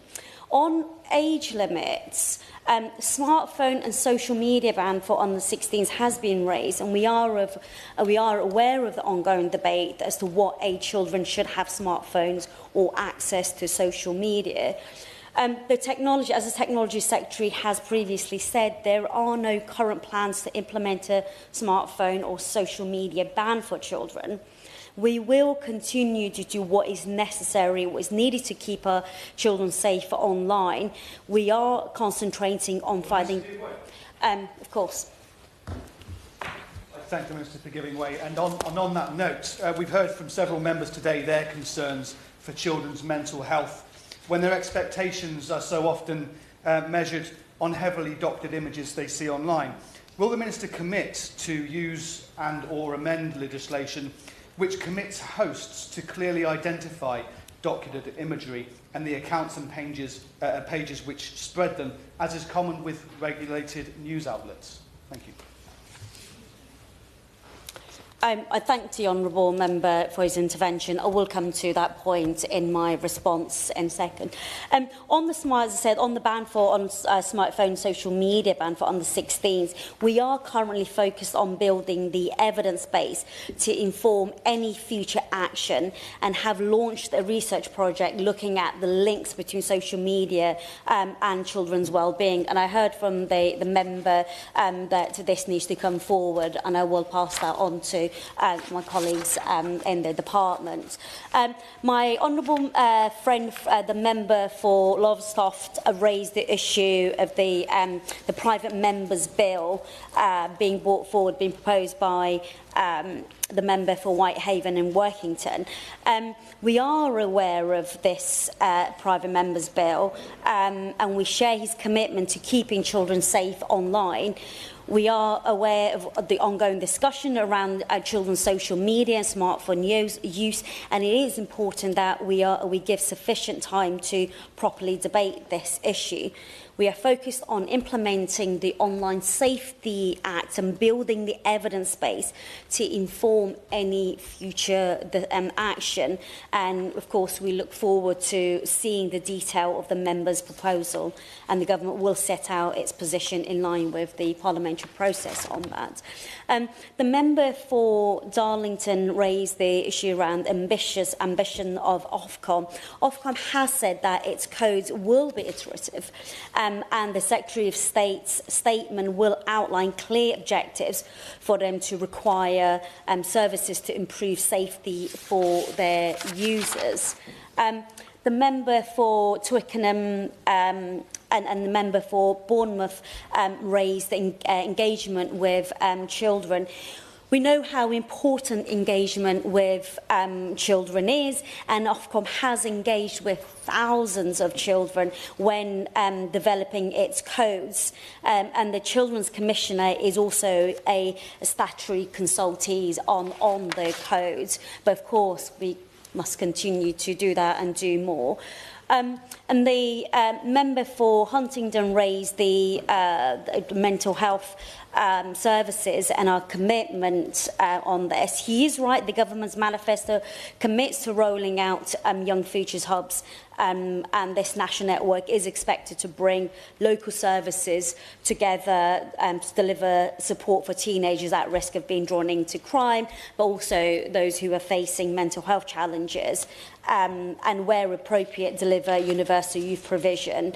I will say, as he right said, it's within the health portfolio. I will be happy to write to him with more detail of where the programme is.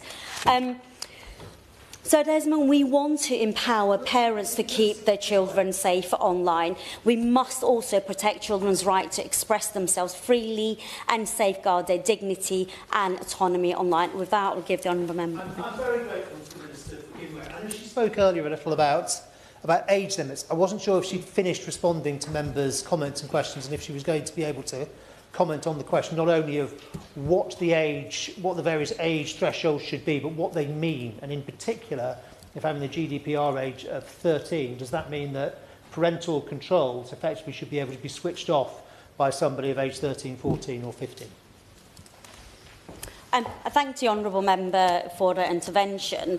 I'm sure during the passage of the Online Safety Act, the members' party, the issue of the age limit and why it was 13 would have been discussed. But I'm more than happy to write to him in detail as to why it's been set at 13. But as I said, there are discussions. There is a live discussion being had at the moment about raising the age, and the evidence on that is being collated as well. As I said, Sir Desmond, the challenge of keeping our children safe is a fast-moving world. It is a fast-moving world and is one that we all share. Government, social media platforms, parents and society at large. As we try and find the solutions, we are committed to working together and continuing these conversations around access to data in the event of the tragic death of a child. I want to finish by thanking Ellen again for her tireless campaigning, and I want to thank all the speakers in today's debate for their thoughtful contribution. I know that you have waited a long time for change, and we have a long way to go still. Working with Ellen, the Bereaved Families for Online Safety Group, other parents and civil society organisations, we will build a better online world for our children. Thank you, Sir Desmond. I call Lewis Atkinson to wind up. Thank you, Sir Desmond, and I want to thank members across the House for what I think has been a very well attended and powerful debate. I think between members present, we've demonstrated significant consensus across the House about the need to continue to strengthen and evolve online regulation, which this petition shows is a significant matter of public concern. Public expect Parliament to work on a cross-party basis on these issues, I think it's fair to say, and I hope we can continue in future months the spirit that I think the debate is being conducted in today. Can I thank the Minister for her response and particularly welcome the fact that she's indicated the government will give consideration to any changes that may be in the forthcoming data bill, potentially to put beyond doubt that in historic cases such as Jules's, that parents do have rights to access data following bereavements, and that the powers have been set out to coroners can be applied without undue financial work, penalty or campaigning for parents like Ellen. Of course, the people that we haven't heard from today are the social media companies, though I'm sure they're listening to us all. And I would just, in concluding, invite them to demonstrate that they genuinely want to do the right thing. Get in touch. Do the right thing for bereaved parents like Ellen. Don't hide behind data protection regulations. Actively engage with policymakers and families to get this right, to allow children to be protected, and to give, in tragic cases when a child has died, to give parents the opportunity to grieve properly. I want to thank the Petitions Committee staff for their assistance in organising and preparing this debate, which it has been an honour to lead. But it's right that the final words of the debate are for me to pay tribute to the 126,000 petitioners, and in particular to Ellen Roon. May Jules's memory always be a blessing, and I sincerely hope that today's debate helps you and other bereaved families get the data and the answers that you need. Thank you, sir. The question is that this House has considered E-petition 661,407 relating to children's social media accounts. Those that are of that opinion will say aye. Aye. Aye. Of the contrary, no. The ayes have it. The ayes have it. The sitting stands adjourned.